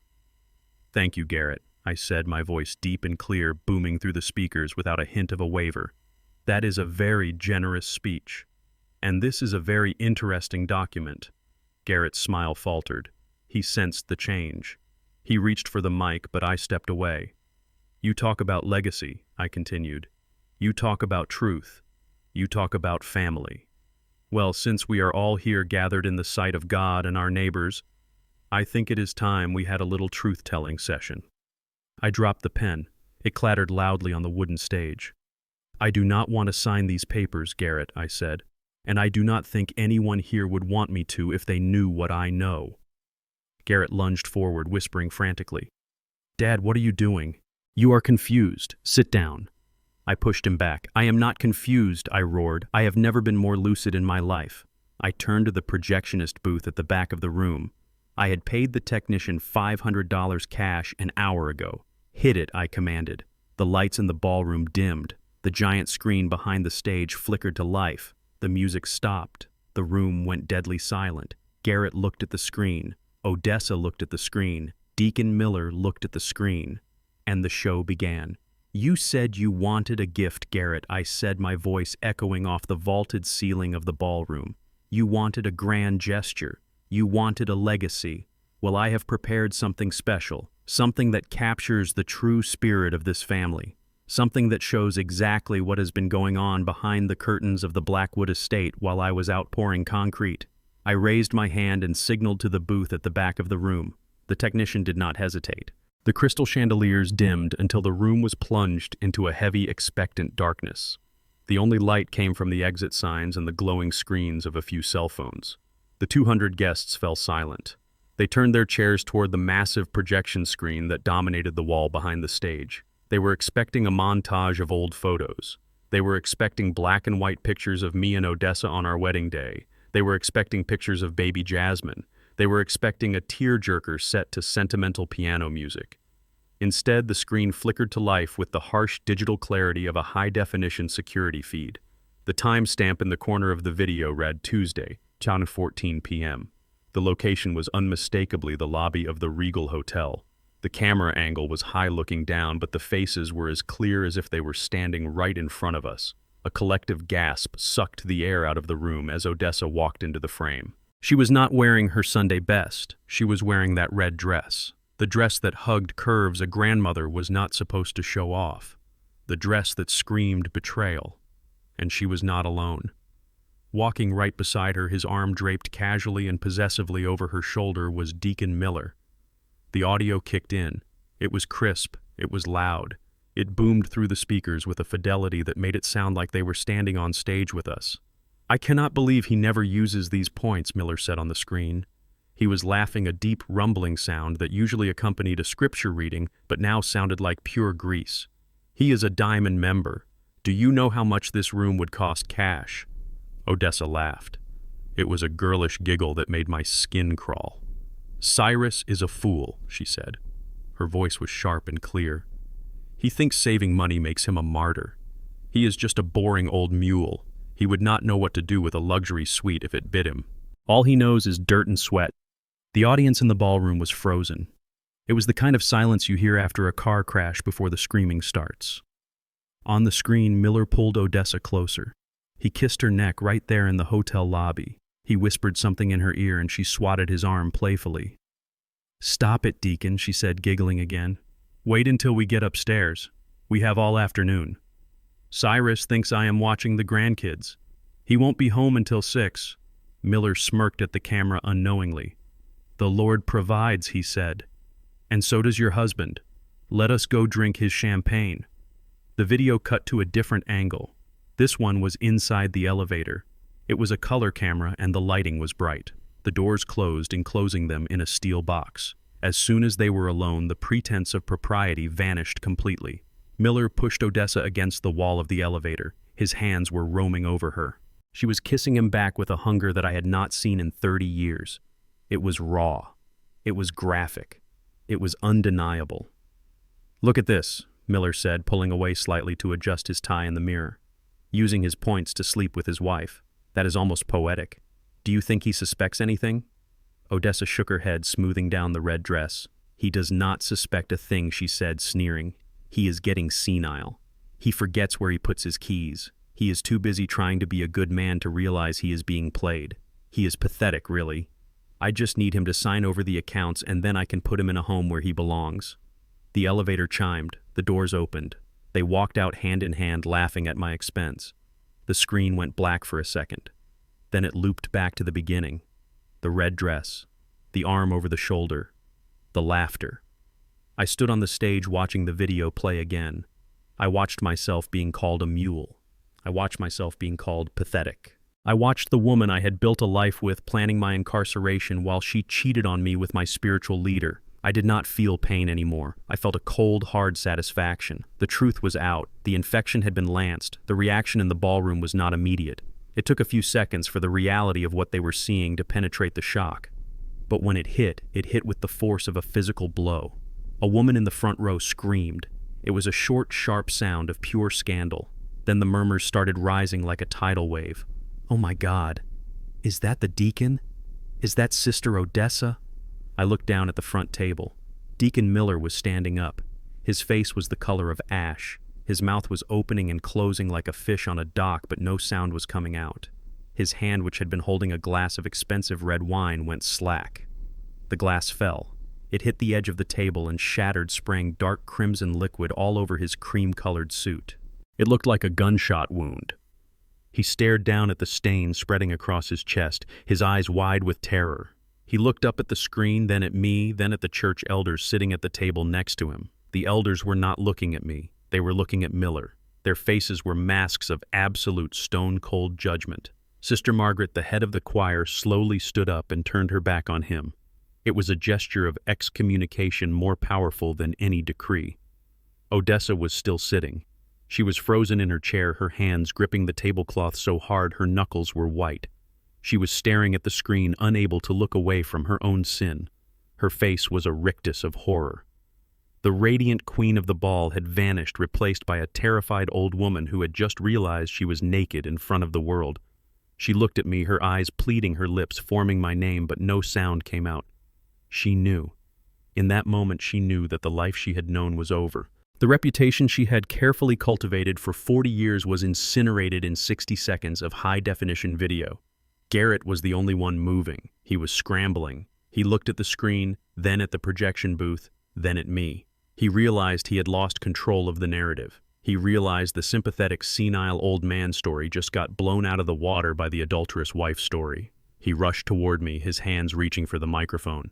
"Dad, stop this," he hissed, his face slick with sweat. "Turn it off. You are humiliating us. This is a private matter." I stepped back, keeping the microphone out of his reach. "Private," I boomed, my voice amplified over the gasps of the crowd. "You made it public, Garrett. You brought these people here. You put me on this stage. You wanted a show. Well, you got one." I looked out at the crowd. I looked at the friends we had known for decades. I looked at the business associates. I looked at the neighbors. They were all staring at Odessa and Miller with a mixture of fascination and disgust. Phones were out. People were recording. This was not just a local scandal. This was going to be viral by midnight. "But I am not done," I said into the microphone. My voice cut through the noise, silencing the room again. "Infidelity is a sin of the flesh. It hurts the heart. But what my family has been doing to me goes deeper than that. It goes to the bone." Garrett froze. He looked at me with wild eyes. He knew what was coming next. He knew that the affair was just the appetizer. The main course was about to be served. I signaled the booth again. "Next clip," I commanded. The video on the screen changed. The hotel lobby vanished. The scene shifted. It was grainy and black and white this time. It was the night vision camera from the kitchen. The angle was low, hidden under the counter. Garrett and Jasmine were standing by the island. It was the night of the barbecue. The night I almost burned my eyebrows off. The audio was a little fuzzy at first, but then it cleared up. "He is totally gone." Jasmine's voice rang out. Mrs. Higgins was looking at him like he belongs in a home. "That is perfect witness testimony right there. We have enough." Garrett's voice replied, arrogant and smug. "The keys, the pills, the fire." The lawyer said, "We just need a pattern of behavior. We have a pattern. The trap is set. The old man is walking right into it." The crowd gasped again, louder this time. This was not just sex. This was conspiracy. This was a daughter and a son-in-law plotting to destroy a father. Garrett turned to Jasmine in the video. "Next week," he said. "I have the appointment scheduled with Dr. Evans on Thursday. He is on the payroll. We take him in for a checkup. Evans asks him a few questions, gets him flustered, declares him incompetent. We file the emergency guardianship papers on Friday. By the weekend, we will have power of attorney. We can list the house on Monday." Garrett screamed. He actually screamed. It was a high, thin sound of pure panic. He lunged for the technician's booth, running down the stairs of the stage. "Turn it off," he yelled. "It is a lie. It is deep fake. Turn it off." Two large men in black suits stepped out from the shadows near the booth. They were private security hired by Elias Thorne. They blocked Garrett's path. He bounced off them like a rubber ball. He looked around frantically, realizing he was trapped. On the screen, the video continued. "It is almost too easy," Garrett said on the recording, laughing that ugly laugh. "He trusts us. He thinks we are taking care of him. Stupid old N-word." The slur hit the room like a physical slap. The gasp was audible. The shock was palpable. The black guests in the room stood up, their faces hard with anger. The white guests looked down in shame. Garrett had just exposed his soul, and it was rotten to the core. I stood on the stage watching him. He was panting, staring at the screen where his own voice had just condemned him. He looked at Jasmine. She was sitting in the front row, tears streaming down her face, her makeup running in black streaks. She was shaking her head, mouthing, "No, no, no," over and over again. I raised the microphone one last time. "You wanted my money, Garrett?" I said, my voice calm and deadly. "You wanted my house. You wanted my dignity.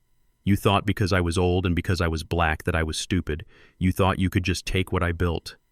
I reached into my pocket and pulled out a single piece of paper. It was the bank statement from this morning. "Well, I have some news for you," I said. The room was so quiet you could hear the ice melting in the champagne buckets. "There is no money," I said. Garrett's head snapped up. His eyes bulged. "I emptied the accounts this morning," I continued. "Every dime. $3 million. It is gone. I donated it. I gave it to people who will use it to build something, not destroy it." I crumpled the paper and threw it at his feet.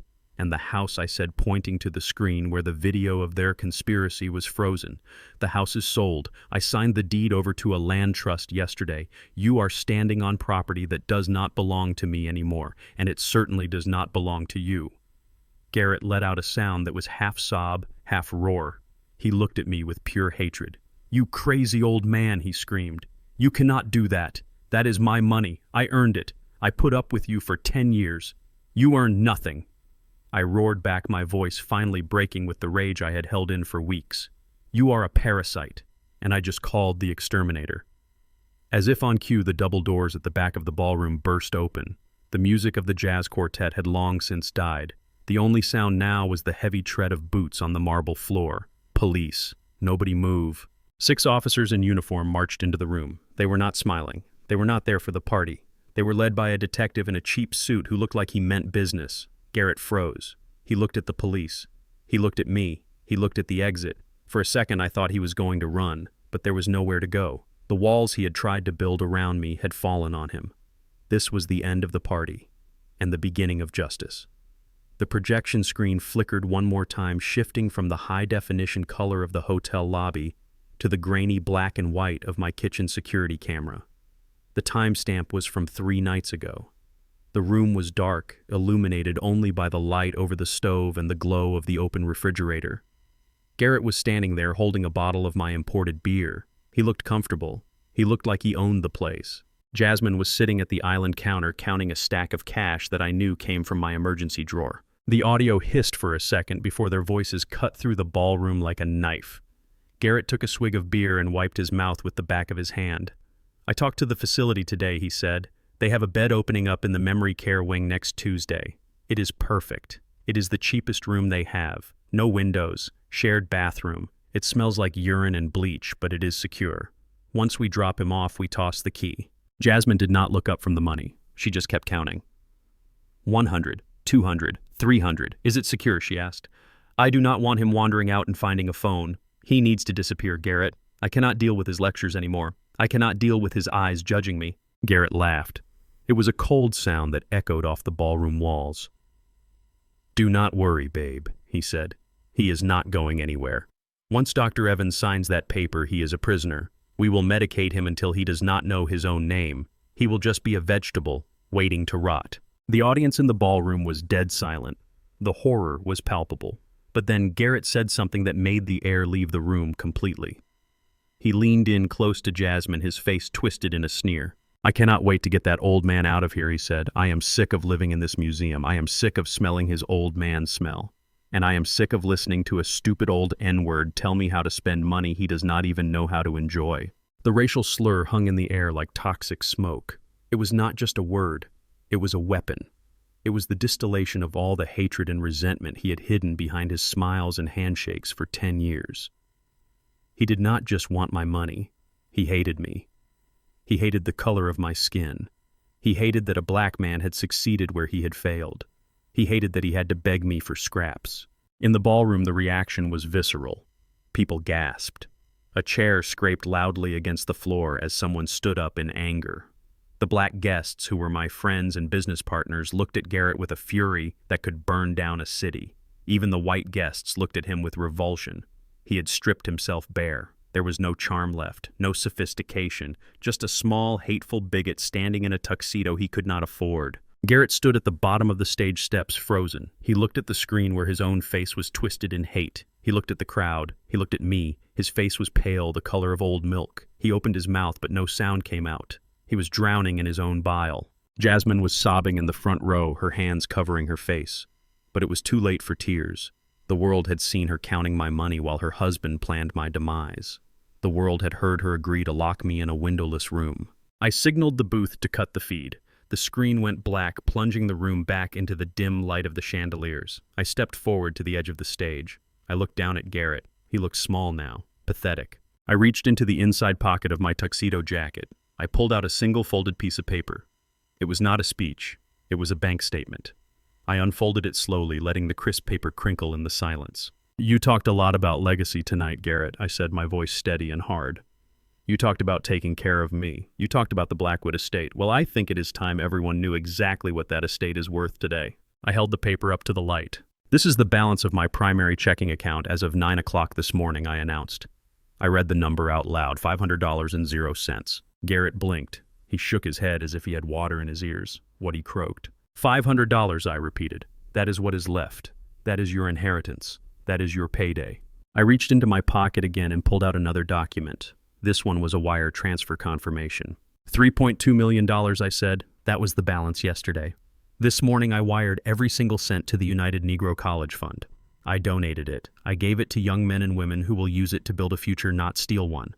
I gave it to people who know the value of hard work. Garrett looked like he had been punched in the gut. He doubled over slightly, clutching his stomach. "No," he wheezed. "You cannot do that. That is my money. I earned it. I put up with you. I waited." "You earned nothing," I roared, my voice booming without the microphone. "You are a parasite. You lived in my house. You drove my cars. You ate my food. And all the while you were sharpening the knife to stick in my back. Well, the feast is over, Garrett. The table is empty." I pointed a finger at the floor beneath his feet. "And this house," I said, sweeping my arm to encompass the ballroom and the grounds beyond. "The house you wanted to sell. The house you called embarrassing. It is not yours either." I pulled out the final document. It was a deed of sale recorded electronically just hours ago. "I sold the house yesterday," I said. "I sold it to a land trust that builds affordable housing for seniors. The transaction is complete. The title has transferred. You are standing on property that belongs to the Sunshine Housing Corporation. You are trespassing." Garrett straightened up. His eyes were wild. The shock was turning into madness. The reality of his situation was crashing down on him. The debts, the loan sharks, the bookies. Without my money, he was a dead man walking. Without the house, he had no collateral. He had nothing. "You are lying," he screamed, saliva flying from his lips. "You are a lying old man. You cannot sell the house without my permission. I have power of attorney." I laughed. It was a cold, dark sound. "Your power of attorney is a forgery," I said. "And the bank knows it. The police know it. And now everyone here knows it." Garrett looked around the room frantically. He looked for an exit. He looked for an ally. He found neither. The guests formed a wall of judgment. The exits were blocked by the police officers who had just entered. He was a rat in a trap, and the water was rising. He looked back at me. His eyes locked onto mine. I saw the moment his mind snapped. The moment the desperation overtook his self-preservation. He did not see an old man anymore. He saw the architect of his destruction. He saw the demon who had taken away his future. "I will kill you," he shrieked. He lunged. It happened fast, but to me it looked like slow motion. Garrett leaped up the stairs to the stage. His face was purple with rage. His hands were clawed, reaching for my throat. He wanted to squeeze the life out of me. He wanted to silence the voice that had exposed him. I did not move. I did not flinch. I did not raise my hands to defend myself. I stood there like a statue of judgment. I knew something he did not. Just as his foot hit the top step, a shadow moved from the side of the stage. It was a mountain of a man named Marcus, the head of the private security team Elias Thorne had hired. Marcus moved with a speed that belied his size. He intercepted Garrett in midair. It was like watching a fly hit a windshield. Marcus lowered his shoulder and slammed into Garrett's chest. The air left Garrett's lungs in a wet explosion. He flew backward off the stage, his arms flailing. He hit the dance floor with a sickening thud. He slid across the polished marble, crashing into the base of the champagne fountain. The tower of glasses swayed and then collapsed. Hundreds of crystal flutes shattered raining glass and expensive champagne down on him. He lay there in a puddle of alcohol and broken glass, groaning, clutching his chest. He tried to get up, but Marcus was on him in a second. He pinned Garrett to the floor, his knee in the small of his back. He pulled Garrett's arms behind him, and I heard the zip of plastic restraints tightening. I walked to the edge of the stage and looked down. Garrett was thrashing, his face pressed against the wet floor. He was sobbing now, ugly broken sobs. I looked at him with zero pity. I looked at him the way you look at a termite you have just crushed. "You tried to break me, Garrett," I said, my voice quiet but carrying in the silence. "You tried to break my mind. You tried to break my family, but you forgot one thing. Concrete does not break. It only gets harder." I looked up at the police officers who were now making their way through the crowd. "Officer," I said, pointing at the man on the floor, "I believe this man is trespassing, and I have reason to believe he has committed fraud, forgery, and attempted assault. Please remove him from my sight." The officers hauled Garrett to his feet. He was bleeding from a cut on his forehead. Champagne soaked his tuxedo. He looked at me one last time. His eyes were empty. The arrogance was gone. All that was left was fear. "Why?" he whispered. "Why did you do it this way?" "Because you needed to learn," I said. "You needed to learn that you cannot build a life on a foundation of lies. And now you have the rest of your life to think about it." They dragged him away. I watched him go. I adjusted my cuffs. I looked at the crowd. I looked at Odessa, who was still frozen in her chair, pale as a ghost. "The party is over," I said. "Go home." The heavy double doors of the ballroom swung open and stayed open. The uniformed officers filed in with the precision of a drill team moving in a blue wave that washed over the extravagance of the party. It was not chaotic in the way a riot is chaotic. It was controlled. It was surgical. It was the heavy hand of the law coming down on a house of cards. Behind the line of officers walked Elias Thorne. He carried a leather briefcase that looked heavier than a tombstone. He did not look at me. He scanned the room, his eyes cold and assessing, ticking off the targets one by one. The 200 guests pressed themselves against the silk-draped walls, giving the officers a wide berth. The air in the room shifted instantly. The smell of expensive perfume and roast beef was replaced by the sharp metallic scent of fear. I stood on the stage, my hands gripping the podium, and watched the scene unfold. It was a terrible thing to see a family destroyed, but it was necessary. It was like watching a controlled demolition. You mourn the building, but you know the rot was too deep to save it. Garrett was hauled up from the floor by 2 officers. His tuxedo was soaked in champagne, and his face was a mask of snot and blood. He looked around wildly, searching for an exit, searching for a lawyer, searching for anyone who would save him. But there was no one. The private security team stepped back and let the police take over. I felt a grim satisfaction in my chest. It was not joy.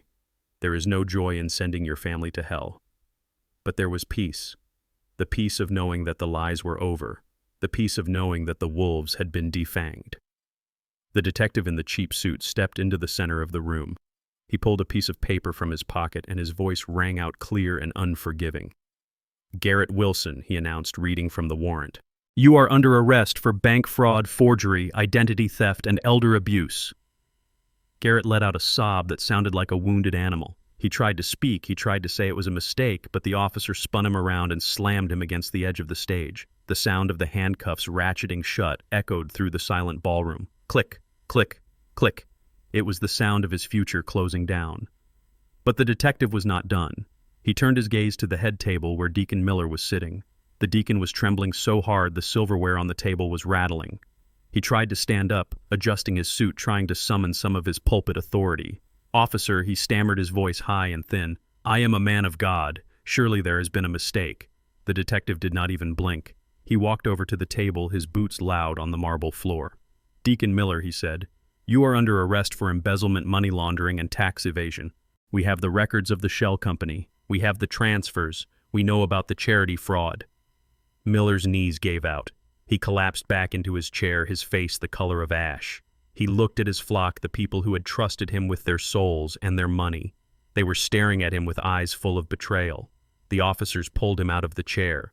They spun him around and cuffed him right there in front of the choir. And then there was Dr. Evans, or Mitchell. He was trying to slide along the wall toward the kitchen exit, hoping to disappear into the steam and noise of the catering staff. 2 officers blocked his path. "You too, doctor," the detective called out, "practicing medicine without a license and conspiracy to commit fraud." Mitchell squealed when they grabbed him, dropping his fake medical bag on the floor. 3 men, 3 predators, all in chains. They were lined up and marched out the main doors, past the people they had tried to impress, past the life they had tried to steal. That left the women. The police did not approach Odessa or Jasmine. There were no handcuffs for them today. Elias Thorne had told me that the case against them was harder to prove criminally without a direct paper trail of fraud, but their punishment was already happening, and it was far crueler than a jail cell. I watched the room turn on them. The church elders, the business partners, the neighbors, they were all looking at Odessa. They were not looking at her with pity. They were looking at her with revulsion. She sat alone at the head table, surrounded by empty chairs and shattered glass. She reached out a hand toward Sister Margaret, her friend of 30 years, who was standing near the table. Margaret looked at the hand as if it were covered in leprosy. She did not say a word. She gathered her purse, turned her back, and walked out of the ballroom. One by one, the guests followed suit. It was a silent shunning, a social execution. Jasmine was standing near the front row, tears streaming down her face, ruining her expensive makeup. She saw a group of her friends' girls she had gone to high school with, girls she had bragged to about her inheritance. She took a step toward them, pleading with her eyes. They stepped back, forming a solid wall of cold shoulders. They had heard the recordings. They knew she was willing to lock her father in a dark room to keep her lifestyle. They looked at her like she was a monster. Jasmine let out a wail and sank to the floor, burying her face in her hands. She was toxic. She was radioactive. No one wanted to be near the fallout. Odessa looked up at me on the stage. Her eyes were hollow. The arrogance was gone. The red dress, which had seemed so bold and defiant in the hotel video, now looked cheap and tawdry. She looked old. She looked at me, and for the first time she realized that I was the only person who had ever truly loved her. I was the only one who had protected her, and she had thrown me away for a man in handcuffs. I looked at them, stranded on an island of their own making. They were free to go, but they had nowhere to go. They were outcasts in the town I built. The room emptied out slowly until it was just me, the security guards, and the 2 women who used to be my world. They were ghosts now, haunting a life that no longer existed. I straightened my tie and walked down the stairs. I did not look at them. I walked past them toward the exit, leaving them in the ruins of their own greed. The silence in the ballroom was heavy and suffocating, like the air before a thunderstorm. The guests were gone. The police were gone. The waiters were clearing the tables, avoiding eye contact with the 3 of us left in the wreckage. I walked over to the head table where Odessa was still sitting. She looked small. The sequins on her dress did not sparkle anymore. They just looked like cheap plastic. She was staring at the empty chair next to her where Deacon Miller had been sitting before they dragged him away in cuffs. Her hands were shaking so bad the ice in her water glass was clinking against the crystal. I reached into my pocket and pulled out the last envelope. It was thick and heavy. I did not hand it to her. I tossed it onto the table. It slid across the tablecloth, knocking over a salt shaker, and stopped right in front of her hands. She flinched as if I had thrown a brick. She looked at the envelope, then looked up at me. Her eyes were red-rimmed and terrified. "What is this, Cyrus?" she whispered. Her voice was cracked and dry. I looked down at her. I felt nothing. The rage was gone. The hurt was gone. There was just a cold, empty space where my love used to be. "Those are divorce papers, Odessa," I said, my voice flat and hard, "and a restraining order." She let out a sob and reached for my hand, but I stepped back. "Cyrus, please," she begged.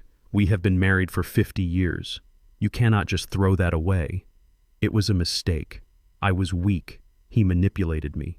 We can fix this. We can go to counseling. I will do anything." I laughed.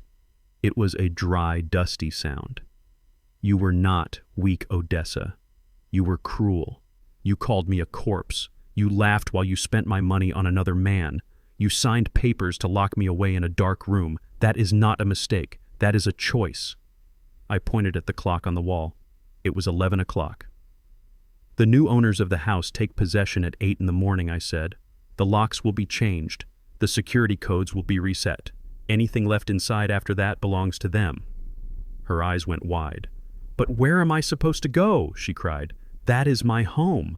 It was your home, I corrected her, until you tried to steal it. Now it is just a building. You have exactly 1 hour to get back there and pack your bags. I suggest you take only what you can carry because you do not have a car anymore. I canceled the lease on the sedan this morning.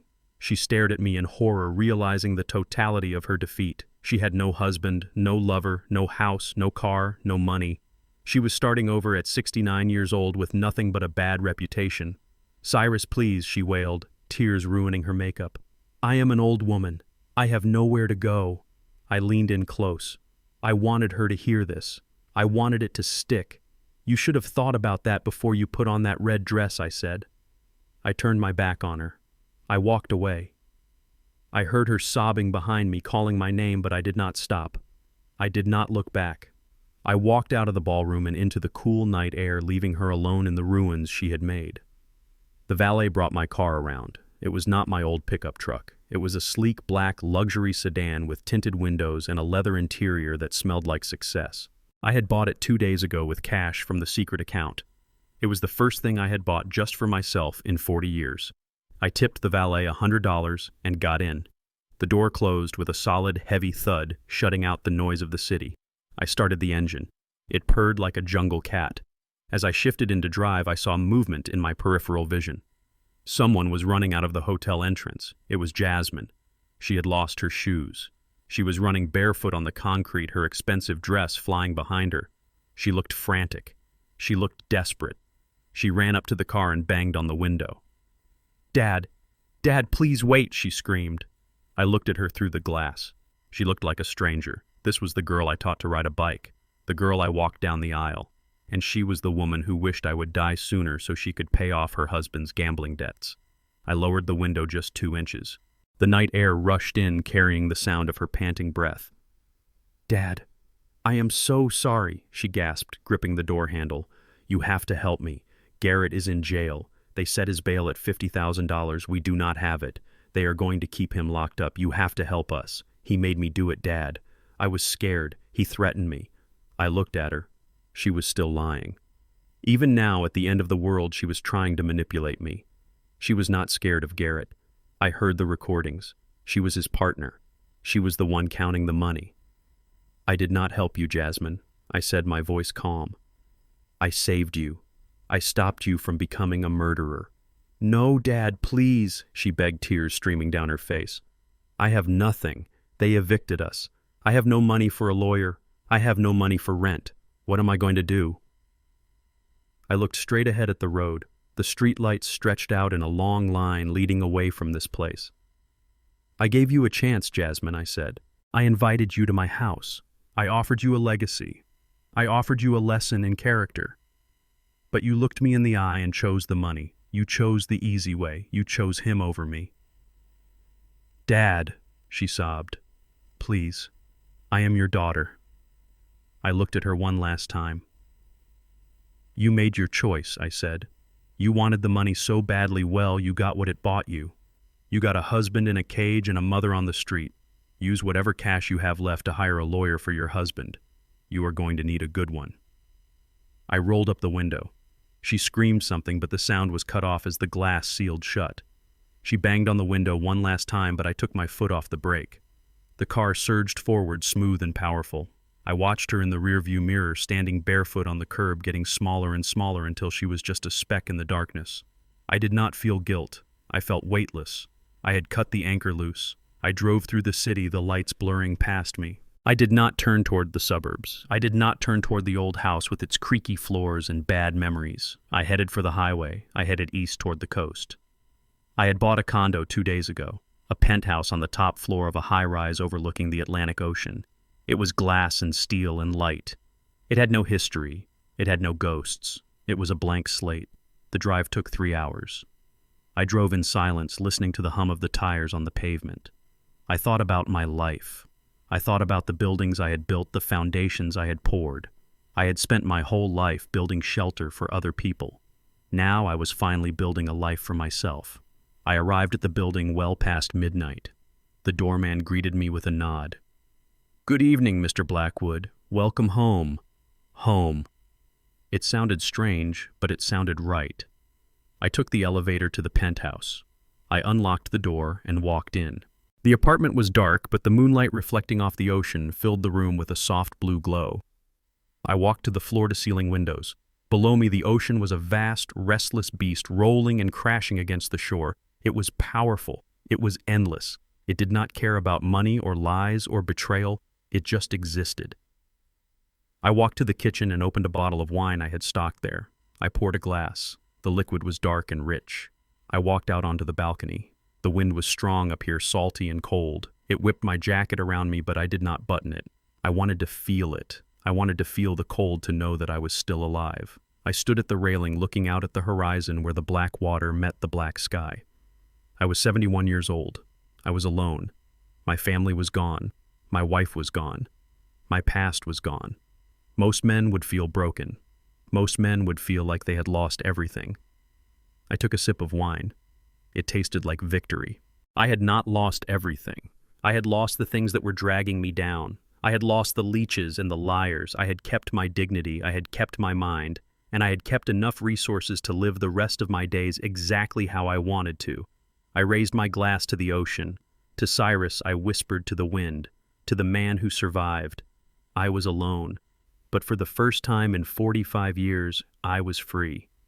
And looking out at that endless open water, I knew that the best part of my life was just beginning. This was not the end of the story. This was the start of the sequel. And this time, I was the only one writing the script. They say blood is thicker than water, but I learned the hard way that sometimes blood is just a stain you have to wash out to get clean. I spent 45 years building a shelter for people who would have happily watched me freeze just to sell the firewood. My biggest mistake wasn't loving them. It was forgetting to love myself enough to set boundaries. True wealth isn't found in bank accounts or property deeds. It is found in the peace of mind that comes from knowing the people around you actually respect you. Never let your history with someone keep you prisoner in a future that destroys you. Sometimes you have to burn the bridge just to stop the enemy from following you. If you have ever had to cut off a toxic family member to save your own sanity, hit that like button and share your story in the comments below. I want to know I'm not alone.